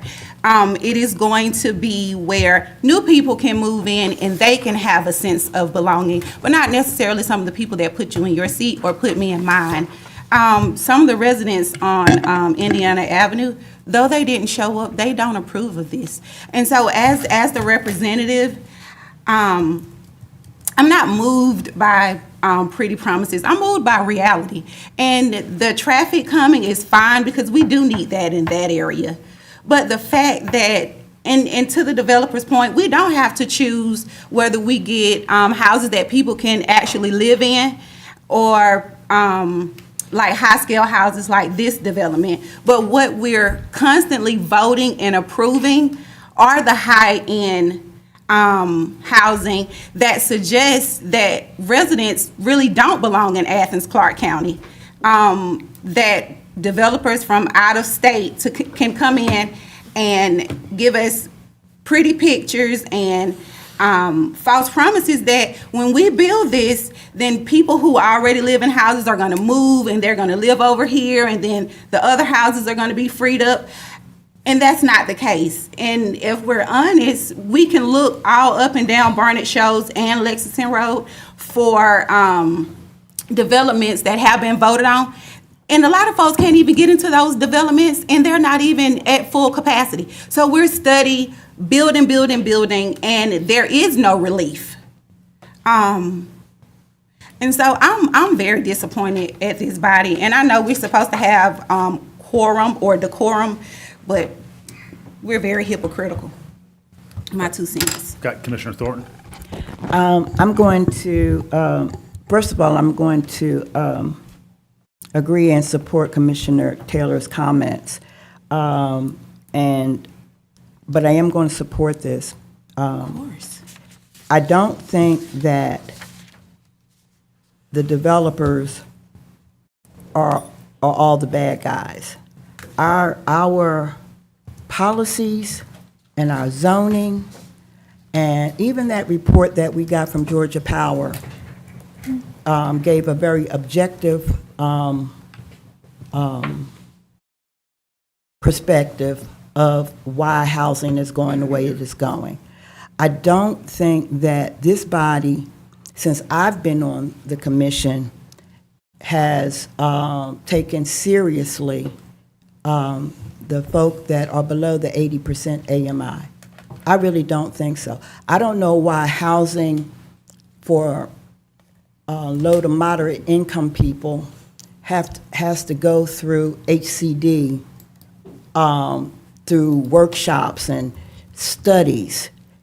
I think that if there were things that we could do in private and public partnerships, things would be different. I don't think that this body, again, since I have been here, have taken seriously the problem of the population. And it makes me think that it's intentional. It is intentional. It's very intentional. And I don't know where you think low, moderate people of color are going to go. They don't care. But they ain't going nowhere at the end of the day. I hope after this meeting, after Commissioner Taylor has voiced her, that y'all will take it serious. 1 minute, we're all for Exactly. workshops we invest more in studies. The meeting I went to today, we paid $40,000 for somebody to tell us what we already know. Now, who gives that permission? That's what I don't even know who's on first and who's on second no more. But y'all aren't taking poor people serious. Even when you add the ADUs, that was my concern, but Scott did explain it to me today, the difference with the ADUs. Because to me, when we didn't support it a few years ago, why is it popping up in a new development now? But he did explain it. Y'all have to ask him your own self. But I don't know if, first of all, two things. I do not like telling anybody to do it with their property. That's Mr. Deagle's property, and he should be able to do what he wants with it. Thank you. All right. We've got a motion and a second on the floor. Anyone before we return to Commissioner Myers? Commissioner Davenport? So I know tensions are high, but I would disagree with those statements that this body has not done anything for the low or poor income. And I agree that we need to do more. But in this case, we have to realize there are developers who are not developing for Athens. Maybe we need to just stop approving these developments. But I've noticed, even in my district, that the housing prices are actually coming down. I see a lot of for sale and a lot of for rent signs where even on Nextdoor, people are saying, I'm not able to rent my house or this apartment at the, what I've been used to getting because of all this new development, and they're dropping rents by $150. I would love to drive my constituent, not my constituent, there's just too many of them, but I would love to drive my colleagues around to show where developers that I do know who are actually providing affordable housing, affordable duplexes. But we have spent a lot of money with what's that bank? First American. We put in a lot of money with some of these housing projects. But I would just disagree that we have not done anything. Going to return to those who haven't spoken before I go for a second round. Commissioner Johnson?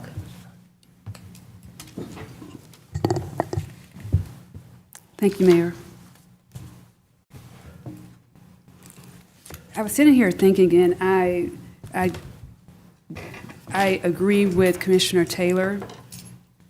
I'm very specific about people, their walk matching their talk, and I will confidently state that when we talk about affordable housing, and we've done everything that we can do, I would ask one to tell us what that is. How many people did the bank help? How many people were actually able to get into a low-income home? I'm looking up the data. I just read off the data last week or 2 weeks ago at the agenda setting session, where our own Housing and Economic Development Department, their sole number one priority is to create opportunities for new homes for low-income and moderately income families and individuals. And I'm not sure if you all know that the low income in Athens-Clarke County is $60,000. It's not $27,700, which is Athens. We are combining our low-income residents with Oconee County, the richest county in the state of Georgia. So one of the things that struck me, Mr. Haynes stated that we need a place for Athenians to live. We don't have very many jobs outside of the few at every organization, like the hospital, the university, a few here at the unified government, that can actually meet this definition. We have more employees that live outside of Athens-Clarke County because they cannot afford to live here. This is a real issue, and I would challenge you all. Let's please practice the verb and not the adjective when we talk about what our accomplishments are, because I like data, I like numbers, and if you say something, please tell us how many. There are the Housing and Community Development Department is not meeting their goals when it comes to the ones that they've set for their department. When I see millions of dollars being allocated to this unified government through that department, and we have 12 or 20 homes built, that is not acceptable. I was also at a meeting like Commissioner Thornton today where a consulting company stated that since January, they were paid $40,000 to say what, as she stated, what we already know.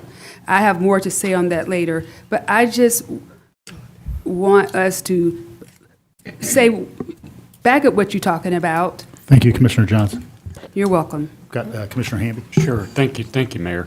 And, I'm going to talk specifically about this particular project that I remember when Mayor Davison was mayor, we voted on the original PD. I think, Kelly, you were mayor, you were there as well, and I can't remember if Commissioner Wright was there as well. But, at the time, it was a good PD. And part of that PD, if you remember, Mayor, and I think Brad has a memory about this as well, is that the front part that's already been built was for senior housing, affordable senior housing, because remember they had to come back and get the tax credit, the light tax credit for us to do that. And I say all that to say is, within this development, we're working with folks who have done what they say they're going to do, and if that's a I don't remember the specific number of units they put in there, but 74. 74, but it's been operating for years now, and that's, I hope that's a verb that you may be looking for, Commissioner Johnson, that there is some tangible things that we see that have happened with that original PD, and do we need to do more with affordable housing? Yes, we do. And there's things we can do. Commissioner Fisher and I were talking the other day about, and Commissioner Thornton, about county-owned property. We've got probably another SPLOST program coming up to, maybe we could add to the $40 million that we gave in the last SPLOST project to help with it. But I'm glad we're always trying to look for ways to do that. But I just want to point out with this particular original PD that they did do that, and now we're moving forward with this. So, anyway, thank you. Thank you, Commissioner. Commissioner Wright? Yes, we have brought up a lot of really good and passionate points. I feel the passion. I can't miss it. And I think that it's clear that our retreats are covering some of this detail of information exchange so that we're all have the same numbers and strategy to deal with in this realm. And when projects come up, they get some of that cross-referencing that staff's not prepared to address, we're not prepared to address. We're focusing on this one project, as the agenda says. So I just hope that we can move along and maybe set some time so that we can all be working from the same information, whether it's the information that came up today or if it's the information we've been talking about, and make sure that we know where the information accurately is on our website, so that it could be maybe a follow-up email to help us see the work that's been done. I personally don't do very well on some of the CIS and some of the stuff that's sent out with the mapping. So we could even be a class on how to find some of the stuff that's out there for those that are a little bit better at finding it. But I'm ready to vote. I'll make sure that Attorney Drake reads the ordinance, because I want to make sure that's in the record. An ordinance to amend the Code of Athens, Clarke County, Georgia, with respect to amending a plan development in the CNPD Commercial Neighborhood Plan Development District and extending such plan development by rezoning parcels of land in the RM1 Mixed Density Residential and RS-8 Single Family Residential Districts to C-NPD Commercial Neighborhood Plan Development.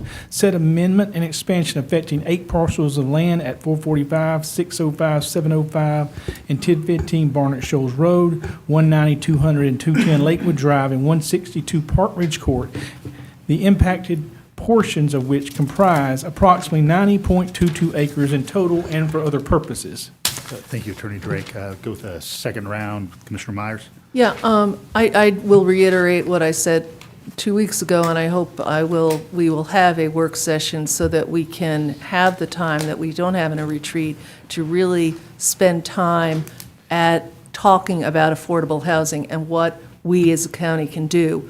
I would love it if we had more money to do more with affordable housing.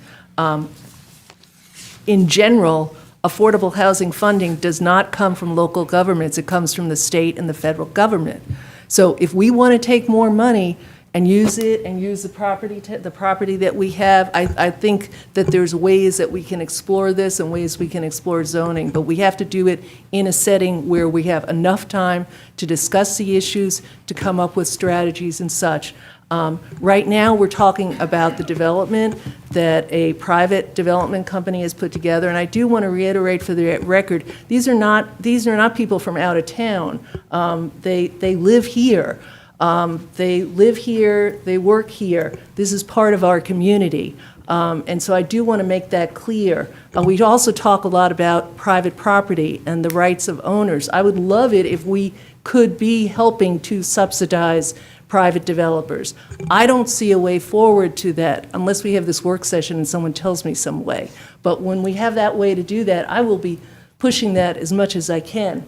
Right now, I want to move forward with this development and supporting this development, the work, and then I want us to continue as a group to carve out some time to seriously talk about what we're doing and make sure we're all on the same page, as Commissioner Wright has pointed out.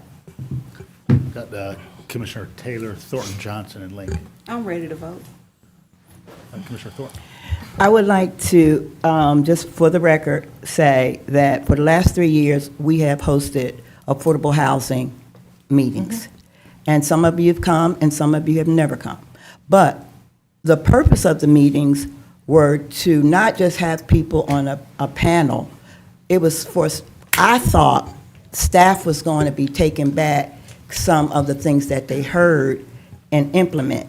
A former staff person told me, "Oh, I just thought you were doing that because it was your project." Like, I have nothing else better to do than bring people together. Now, back to numbers. According to our own housing HRS report that we paid $400,000 for, we need 8,800 housing units for low to moderate income folk.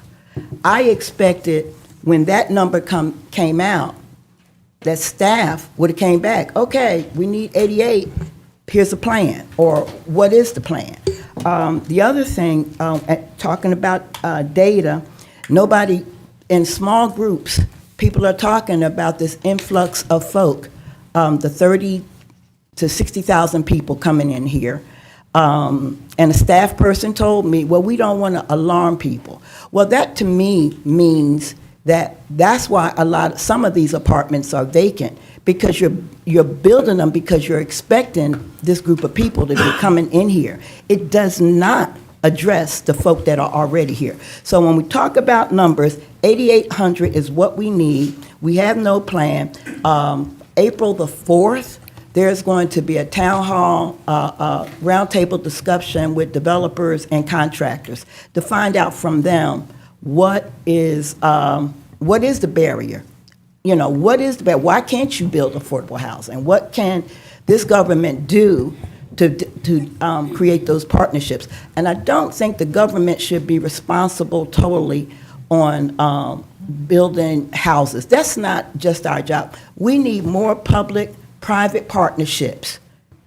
The government can shut you down anytime they feel like it, but we got to work with partners that have some vested interest, that they make money and we still serve. We have never talked to business folk. Even that study, how did we come up with $400,000 for a study and we didn't talk to developers, realtors, or business people? Because you want to you can't do it. So I'm going to support this tonight. I hope that when you get your information to sign up for these workshops that we're doing through GIC, I'm not a renegade commissioner, that you'll sign up and be a part.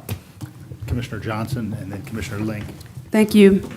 So I do prepare for these meetings the best I can with the limited time that I have.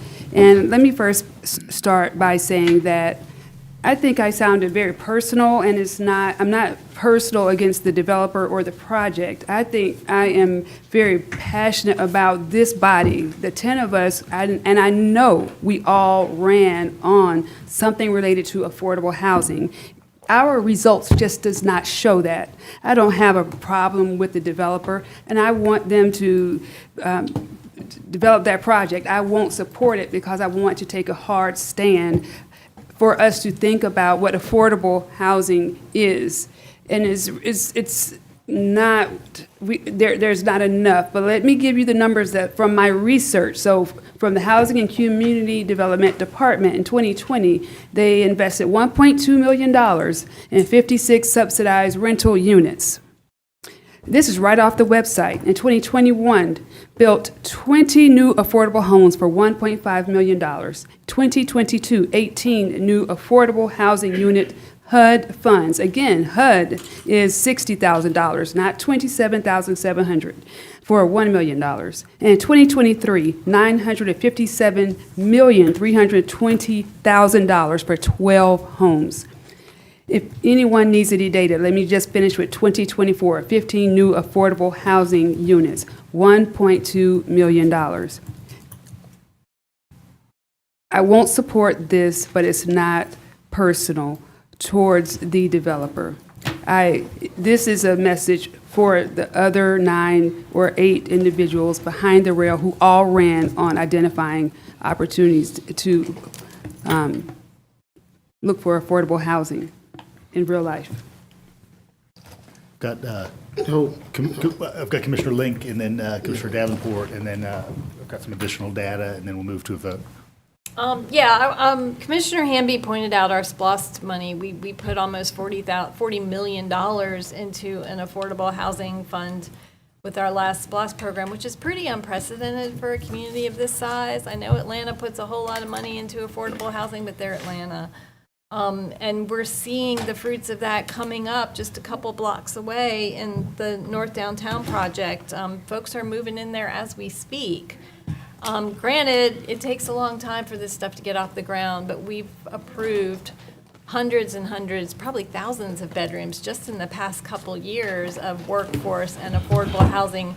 And perhaps it could be a little easier to find on our website. So maybe I could ask staff to, we get these documents in drips and drabs that list these projects, but maybe we could ask staff to, make it more available to the public. There's always more that needs to be done. And, we have these meetings, whether they're organized by people behind this rail or other entities, and we have acted on some of them. I mean, I remember the last meeting I went to, Affordable Housing Summit, that I believe Commissioner Thornton organized at, I believe it was the Linden House, and we had a whole panel on housing counseling and how a huge barrier for homeownership is the fact that folks need counseling. Just a couple months ago, we allocated funding for exactly that kind of programming. So we are following through, when we get the opportunity to. I just got a text message today, a thank you from the Athens Land Trust for the funding that we reallocated, the ARPA funding that we reallocated, that's going to help build 5 owner-occupied homes, affordable homes for low to moderate income families. So I know it's not happening as quickly as it should, and quite frankly, we are way behind the ball on this. We had an administration that sat on their hands for 8 years when it came to this issue. When I first ran almost 10 years ago, I saw that crisis coming because it was starting to impact folks in my community, the working class creative community, and it had already just mowed over folks in the low income community. So we are definitely behind. It wasn't until Mayor Gertz got elected that he actually directed the studies that gave us the data that allowed us to start figuring out what kind of budgetary focus we needed to have and where we needed to, the numbers that we needed to start reaching. You can't really do anything in government until you have the data and the facts, and that requires months and months of study. So, we are behind the ball. The rest of the world is behind the ball, but there are reasons why we're behind the ball, and we are following through. And this stuff just doesn't rise out of the ground when you wave a magic wand. It takes years and years and years. Commissioner Davenport? No comment, thank you. I am going to send my colleagues a list of the affordable housing that we have done with public-private partnerships with the funds in our general funds that we did last year, and just to give us a scope of the work that we have done and the work that that was mentioned as well. Commissioner Hamby? Yeah, and not to take anything away from what you've worked on, Mayor, but I just want to point out a correction that was said. You know, that $40 million came about during that administration that you were not very credited them. That $40 million came about during that particular SPLOST program, and that was when Mayor Gertz voted for that when he was a commissioner, not the mayor. Thank you. I did, just because question has arisen here behind the rail and certainly from members of the public, and in my own mind wanted to make sure that, you know, we were aware of some of the work that we had made progress on really in very recent years. And so kind of pursuant to that question, I've been assembling catalog of some of our elective expenditures. I think Commissioner Johnson did a great job enumerating those dollars that come from housing and urban development that are designated for affordable housing. But to your credit, you've allocated dollars that could have been expended on many other things and approved projects here in this room. Commissioner Hamby, of course, noted Lakewood Hills, which is 74 apartments for senior tenants earning under 60% of area median income.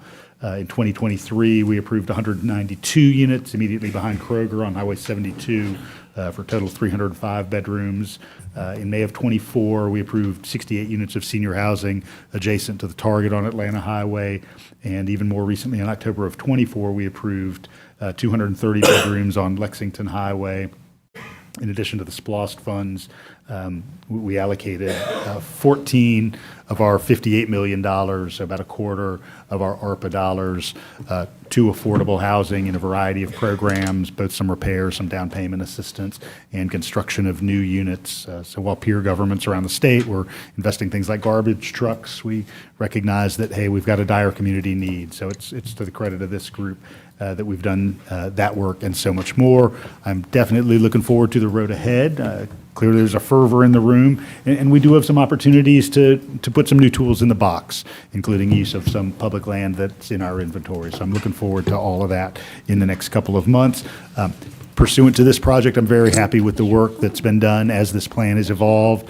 We often find it the case that a plan is developed, and then some years later, we realize that there's a better iteration of this plan, and I think that is what we have in front of us. We do have a motion on the floor and a second for approval of the commission-defined option. We're going to do a roll call vote, beginning with Commissioner Myers. Myers, Yes. Thornton, Yes. Hamby. Yes. Davenport, Yes. Link, Yes. Taylor, No. Wright, Yes. Fisher, Yes. Johnson. No. 7 yes and 2 no. All right. Thank you, Madam Clerk. I appreciate it very much. Motion carries. All right, we are moving on now to old and new business. And so old and new business is comprised of items 5, 11, and 19 through 22. 5, 11, and 19 through 22. Is there anyone here to speak to any of those items? 5, 11, 19 through 22. You know, the father, it's his wife's or something like that. I don't know. But that's why he was here. Good evening.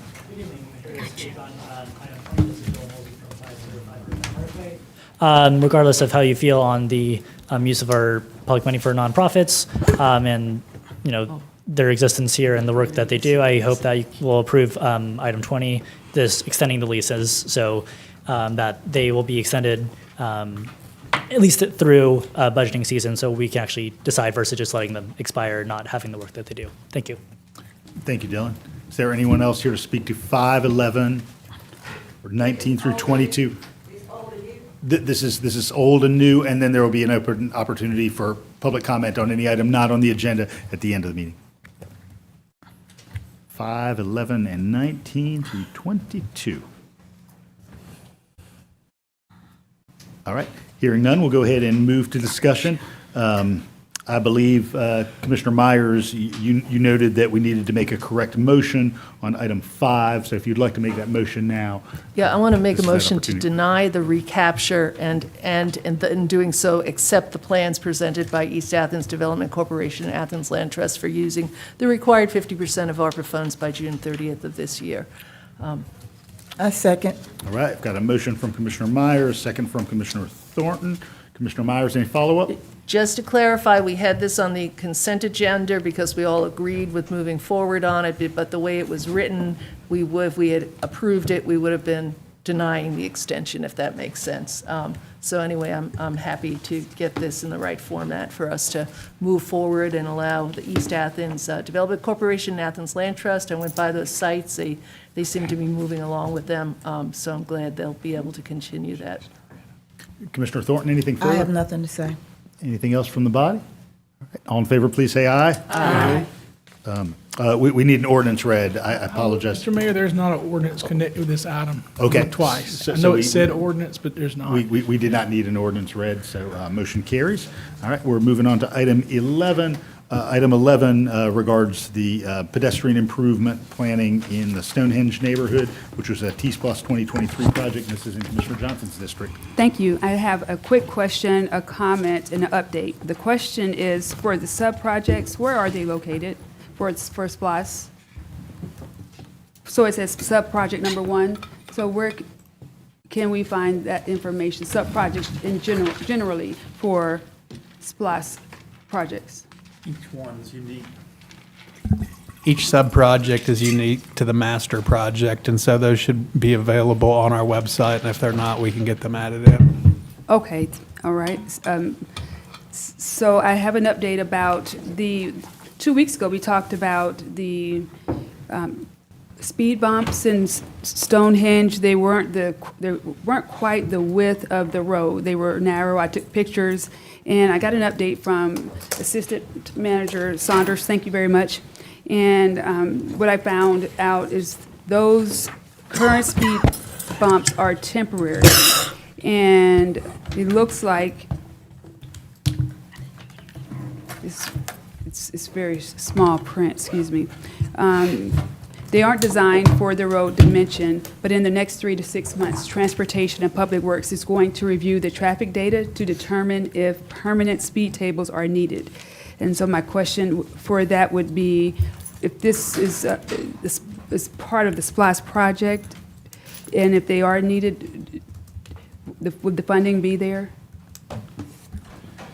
The temporary speed tables that are out there now, and they're perhaps permanent friends to follow, are not part of the TSPLOST projects. They were an action taken by the Mayor and Commission prior to this, and so, as I understand it, that's fully underway. If there's other improvements that are desired, we would encourage the community to share that during public engagement so that they can be part of a TSPLOST project. Okay, thank you. That's all I I'd like had. to make a motion for approval. I make a motion to approve. Second. All right, I've got a motion from Commissioner Johnson for approval, and I've got a second from Commissioner Fisher. Commissioner Fisher, any remarks regarding this? No. All right, any other remarks from the body? All in favor, please say aye. Aye. Any opposed? Hearing none, motion carries. Item 11 has been approved. Moving on to item number 19. Item 19 is the calendar year 2025 pavement maintenance project contract award. Would any commissioner like to make a So motion at moved. this point? Second.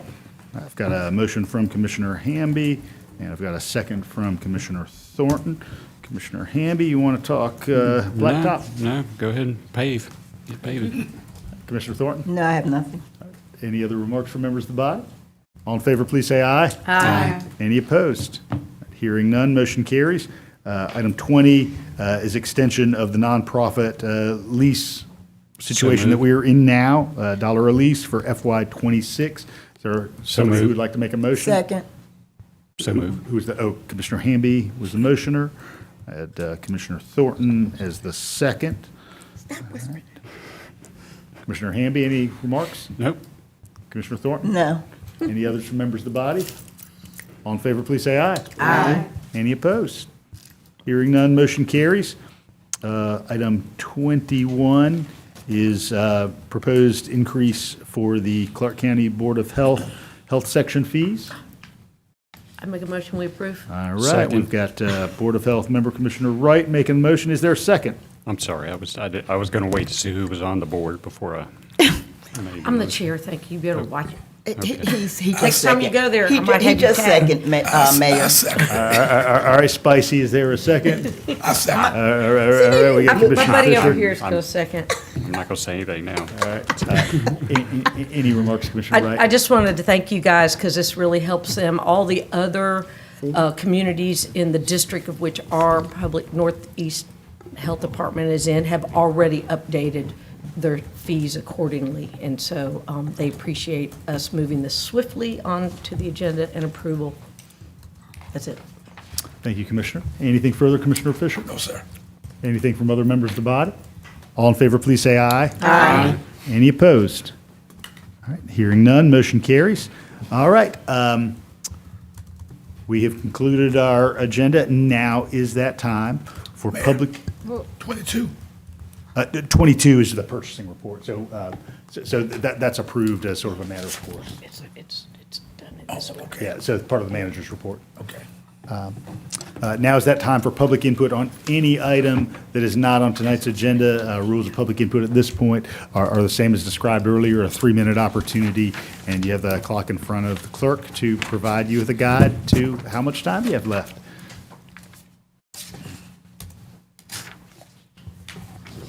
Good evening. Good evening, my name is Benny Coleman. I live at 271 Rose Drive. I have a question. I remember when there was a city and a council, and a county. Then we became unified in one body.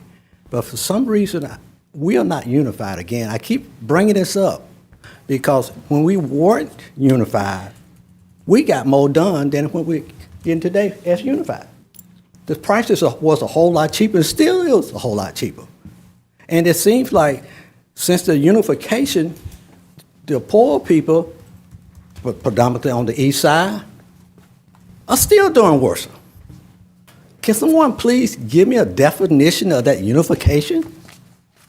Anyone? I don't understand what unification means. It just seems like we just shooting left and right, and we're not together. We say we give money to the poor for housing, and we say we give the older people this and that. How many of those people that live here that you all say you're helping are really owning their own homes?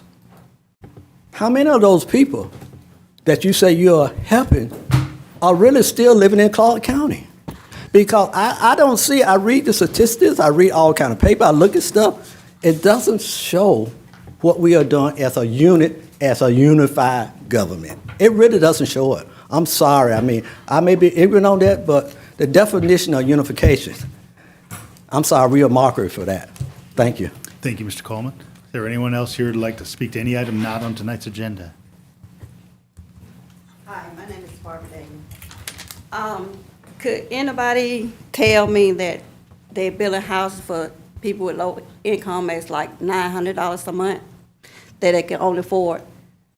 Have y'all built any houses for that price that anybody can get in for $900 a month? Huh? Okay.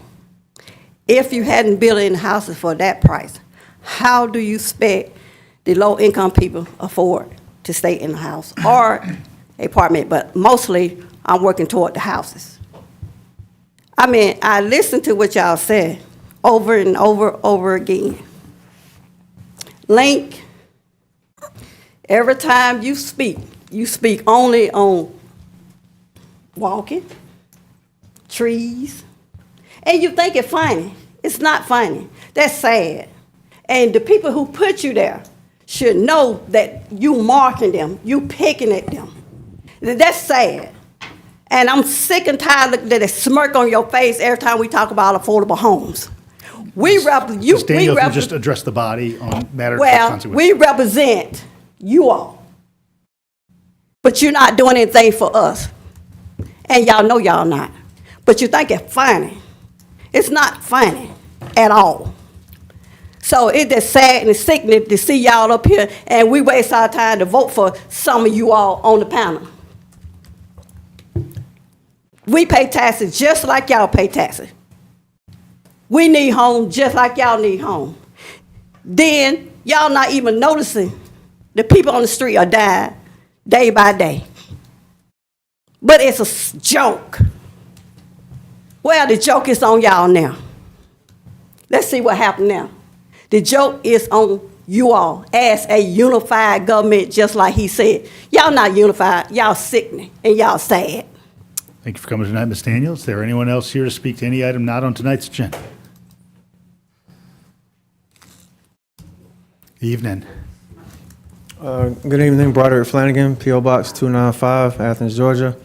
I was coming tonight to address some comment that was made at the last month's voting meeting. I believe it was Commissioner Davenport that, mentioned that nobody came to speak about gentrification on the east side in East Athens. And, my comments aren't directly at Commissioner Davenport. Maybe you just misremembered or something. But I wanted to share for context for the entire body just about some of the work that was going on by community members where I was a part of. When the infill housing ordinance was being proposed in 2015, I talked to Bruce Lonnie, I talked to Brad Griffith a lot about zoning and planning. He taught me and got me up to speed about zoning.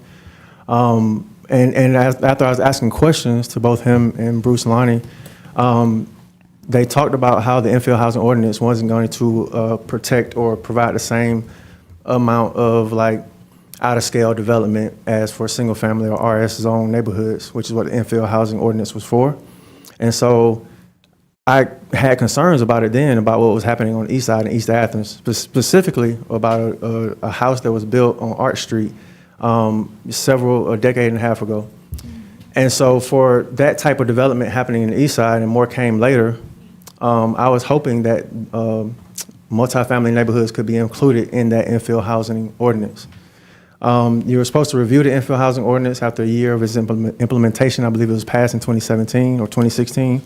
And I still don't really know where the infill housing ordinance is or how effective it is in single-family neighborhoods. But there were several groups meeting, and we were talking also about implementing a neighborhood notification initiative in East Athens. And I went and spoke to, again, in the planning department, Mark Beachuk, about the process, about starting a neighborhood notification initiative, which I was hoping to eventually evolve that with the help of neighbors that actually own property in the area, evolve that to a neighborhood association, because Commissioner spoke to the organization of other neighborhoods earlier, and that's one thing that I noticed. Other neighborhoods were better organized than some of our African-American neighborhoods here in Athens. And so that's why I started asking those particular questions and sharing information with residents in East Athens, like Rosa Thurman, rest her soul. I sat in her living room and talked to her about some of these very ideas, and she was saying how great and excellent some of these things were. We wish we had started it way back when. And so, again, speaking of some of the comments, I know my time is almost up, but we have some of this crisis going on because we use that area median income, and it includes Oconee County, and we use our metrics for affordable housing for those rates instead of using actual Athens employment numbers. And that is one of the reasons why we're going to continue to have this crisis until we change things like that and better organize ourselves. Thank you, around Mr. those Flanagan. issues. Is there anyone else here to speak to any item not on tonight's agenda? Good evening. Good evening, Dylan Woolsey, 505 Riverbend Parkway. It sounds like the future land use development plan, that sounds like people are going to look at some of the specifications and definitions for certain properties. And with that, I hope you all take a look at setbacks as well as height restrictions to help increase housing stock for residential as well as commercial space, as well and mixed use, as well for other housing suggestions. I think Atlanta recently has done a plan where they've looked at their county-owned property and the city-owned property, and they're doing more social housing developments on there. Other counties throughout the United States have been doing this as well doing the other items as suggested by the affordable housing investment strategy. Shifting gears a little bit, one of the things that's been going on recently, especially with the change in administration, is change in immigration policy. One thing that's been particularly harmful for certain members of the community, especially undocumented people, has been driver's license. Driver's licenses are a big point of conflict because a lot of undocumented people still need to get to work, get to school. However, a lot of them are not able to get driver's licenses, which if you're driving without a license, it is legal. And so because of that, hopefully, I'm not sure what the legal process would be, but I would hopefully encourage maybe our police department or setting some special rules that you only need to ask that information if it is necessary to an investigation or other things like that, which would hopefully reduce these conflicts. As well, considering that many of these people do not have driver's licenses and so cannot drive, the recent some of the future transit plan developments, a lot of North Athens, which has a lot of these undocumented immigrants, it doesn't seem in some of these plans that there's very reliable, as in very consistent transit access. And I think that because of this, the undocumented community does not have as many access to driver's licenses as other folks in Athens, that really should need to be considered, and besides just density requirements in the future transit plan. As well, one thing we've seen from the Atlanta Fed and other recent economic developments is that it seems there's a possibility of recession in the near future.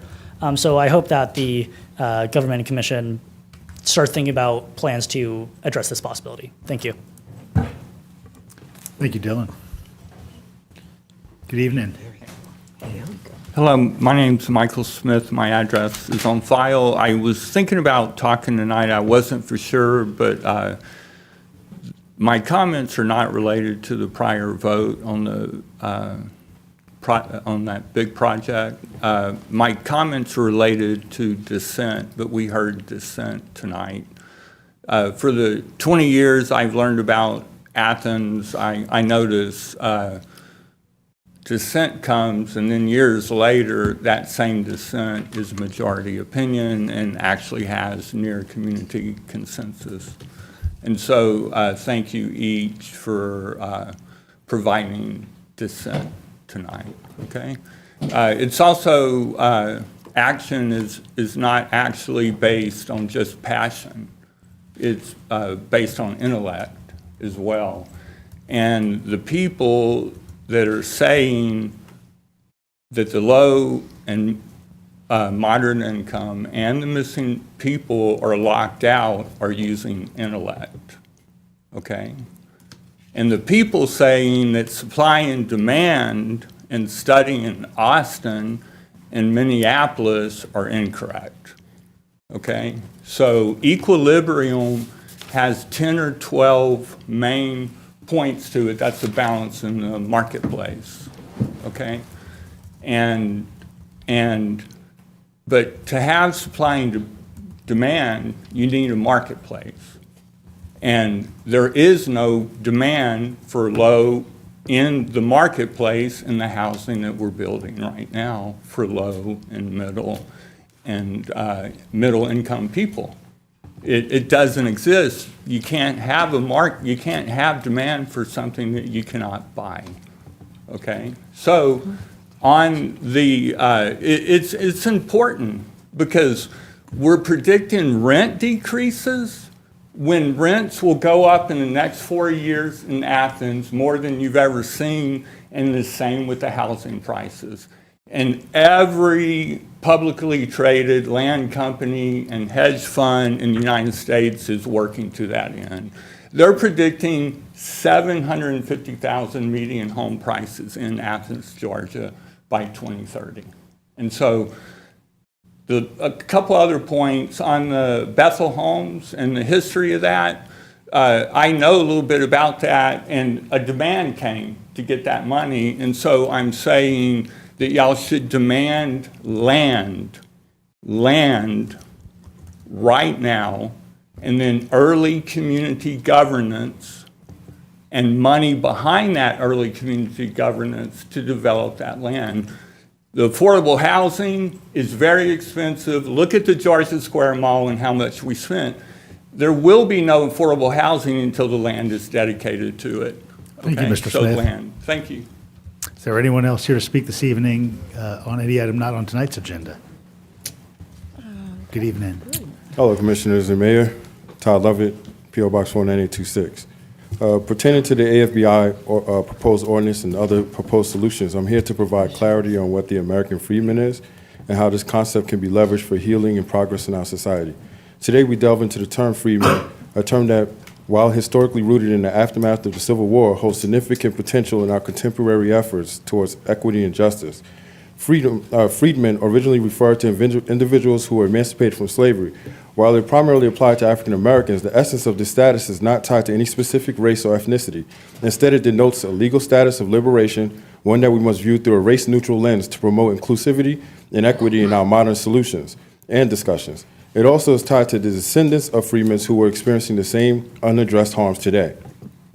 Legal documents in establishing the freedman status were the Emancipation Proclamation of 1863, issued by President Abraham Lincoln. This executive order declared the freedom of enslaved individuals in the Confederate States, setting the stage for the abolition of slavery. The 13th Amendment of 1865, this amendment abolished slavery and involuntary servitude, cementing the legal status of freedmen.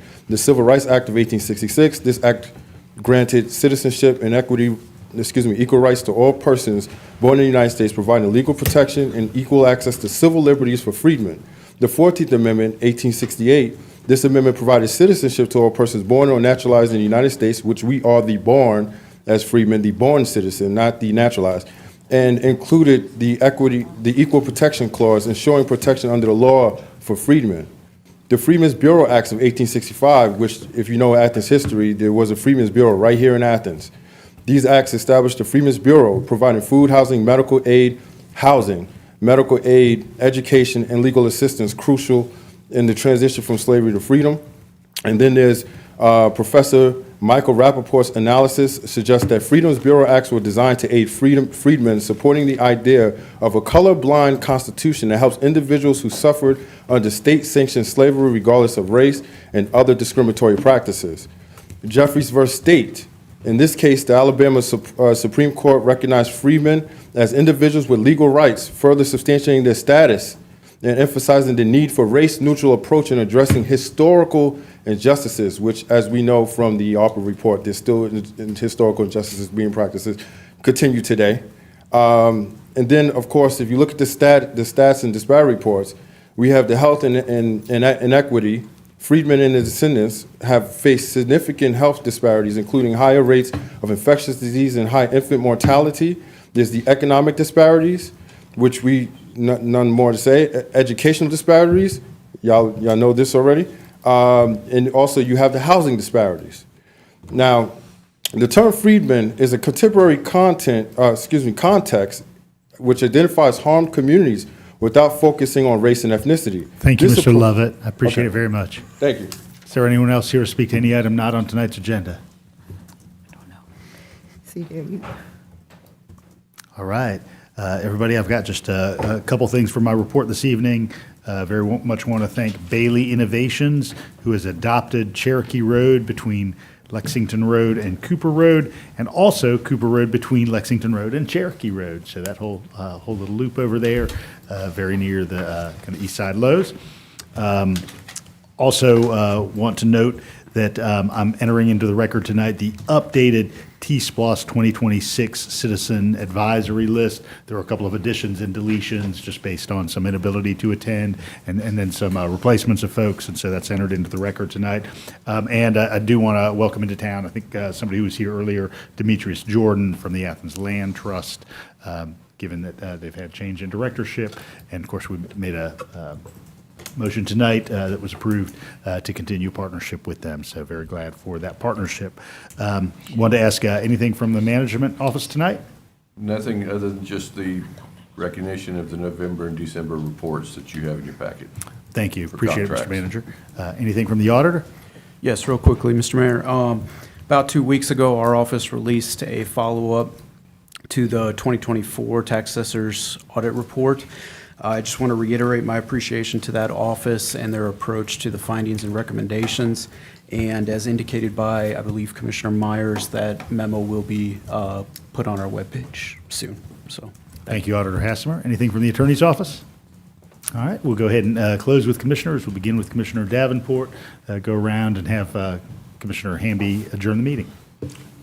Just thanks staff as always, but solid waste is introducing. I don't know if everybody's aware, but unfortunately, solid waste with people throwing away lithium batteries have had several fires on their trucks and at the landfill. There are 2 incidents with staff where they almost got burned because even throwing away those scooters that have lithium batteries, when they're compacted and pressed, they cause a fire. So I do recommend that the city hall have battery disposal for the public, because we do house the courthouse, and we do house, this is the people house, so that people in the general public, instead of going to Charm and all these other locations, can drop off their batteries there. But yeah, just for us and staff, please don't throw your batteries in the trash anymore. It's costing us too much money, and it's something easily that we can do. Happy Women History Month, happy St. Patrick's Day, and that's it. Yeah, I think it would be great if we could establish more battery disposal places, because it is a real concern. I have a question for staff. If management can get us some kind of ballpark indication as to how the federal slaughter is going to impact our budget. A great deal of our budget relies on federal funding. It sounds like the housing and community development could have a serious impact. Our transit system, very likely. What about projects that have already been planned? Are those funds disappearing? The North Avenue project, I know we had EV chargers, a grant for those. Any solar projects that might be out there? We're about to start talking about our FY26 budget, and we really need to know where the voids are going to be. Thank you. Thanks, staff, for all of your hard work and dedication to Athens-Clarke County and helping us as a body. I just wanted to correct something. Inner East Athens is a part of the neighborhood notification. You can sign up for that on the ACC.gov website. It'll take you to a directory of registered neighborhoods, and Inner East Athens is in there, so you can go and sign up for updates and all of that good stuff. Sorry. I also appreciate what staff's doing. You guys have a lot of work going on, and the inquiries such as Commissioner Link brought up are nonstop, and I know that there's not really answers to what's going on, and I think that letting us know that so that we can just pass along the fact that it's where we are and literally a wait and see, and like you said, the budget stuff's coming up, so we need to just be very mindful, in my opinion, on what budget we have in front of us as we move forward. But I'm ready to adjourn. Oh, I wasn't the adjourn person?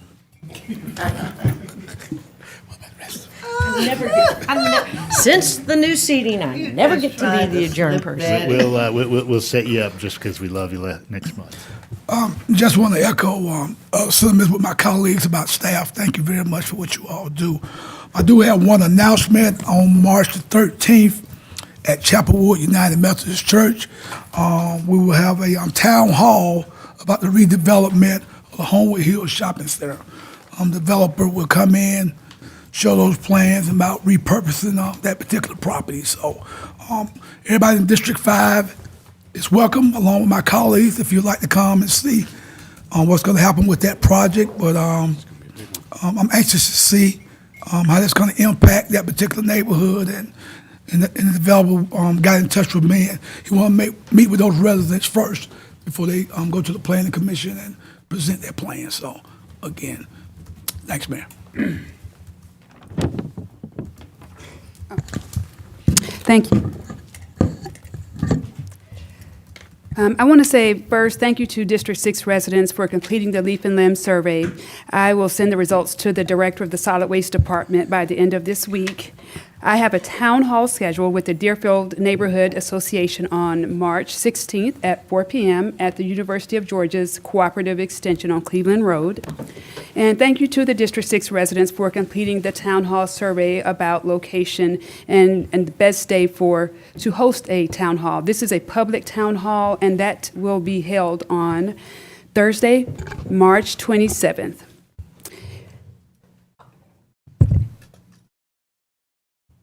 Also, thank you to the residents for completing a survey about the topics. Overwhelmingly, 72% of respondents stated that they wanted to learn more about the mall redevelopment project. I have attempted 4 separate times to get information from our Economic Development Director, but I've not gotten anything yet, but I hope to have something before March 27th. Regarding the boards, authorities, and commissions, otherwise known as BACs, there are many committee members who are the same people. I attend a lot of meetings, more than just this Tuesday. I probably attend 5 to 7 meetings per week because in addition to the other things I have, I just don't have free time, but I want to learn and I want to know more about what I don't understand. And so I noticed that there are many boards, authorities, and commissions that actually have the same members that are serving in leadership roles. And so I would like to encourage those that are interested in serving on a board, authority, and commission that lives in District 6 to let me know, because about 50% of those individuals that are on a board, authority, and commission don't show up. Their tents are still sitting outside as the meeting is carrying on. Also, I have a comment about the February 10th TSPLOST 2026 committee. During that meeting, the director indicated to the committee that the commissioners had received the list of 71 projects and that we had selected the projects that we wanted to stay on the list. I've requested it. I know other commissioners have requested, and we've not seen that list. I did a short clip of that meeting. It's 97 seconds, and I've added it to my website so people can see that exact statement. And I still would like the list of 71 projects. I want to say thank you to Ronnie Katrib in Transportation and Public Works for responding to a constituent concern. Thank you to Andrew Saunders for providing clarity about the Stonehenge traffic calming project. And HCD, I have concerns about the department preparing an application to redesignate sections of East Athens and parts of North Athens as part of their neighborhood revitalization strategy area. We could go into it further later. That's all I have.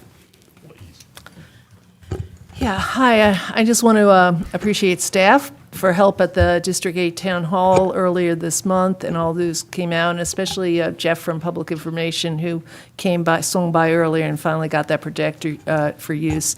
That really helped a lot.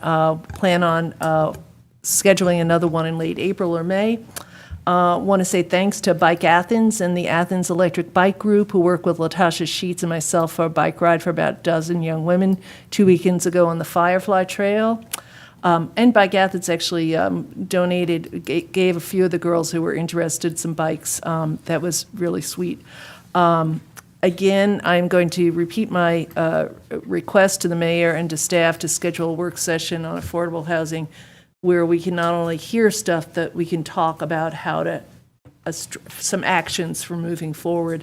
And finally, as a college community, I am, I don't bring up the national stuff that much in here, but I'm very concerned about the threatening tweet today from our president about illegal protests on college campuses with severe consequences for federal funding, for permanent expulsion from schools, from prison, and so forth. And I just wanted to tell our UGA students that the UGA has a great freedom of expression website that tells them what they can do and where legally, and also if there's interest in protests downtown, that they can reach out to City Hall to find out how to get a permit for those rallies, because freedom of speech is essential to our government, both locally, statewide, and nationally.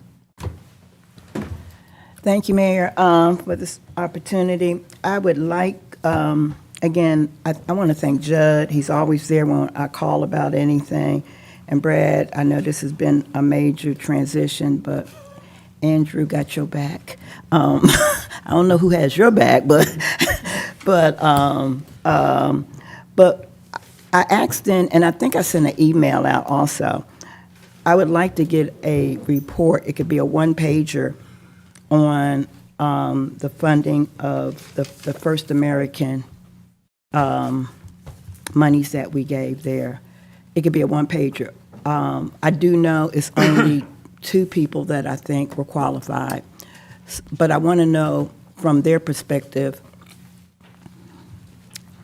how can they fix that? What can we do as a local government? Because this is ARPA money, right? So there might be a text amendment or something that we could do to open that up a little bit more. So I would like to see what we can do to get more people qualified in a shorter amount of time. I would also like to see the same thing with Advantage's homeless program. I would like to see us look at their plan and see what is available to widen their scope. What would they recommend? I think people living in the woods or on whatever is not, it's very limited. So I'd like to hear where they are with their plan and what can we do. I'd like to follow up with one of the speakers about the infill ordinance. I remember that quite well. As we move into these discussions, like Commissioner Myers is talking about, whether it's a workshop, can we put infill issue in the conversation?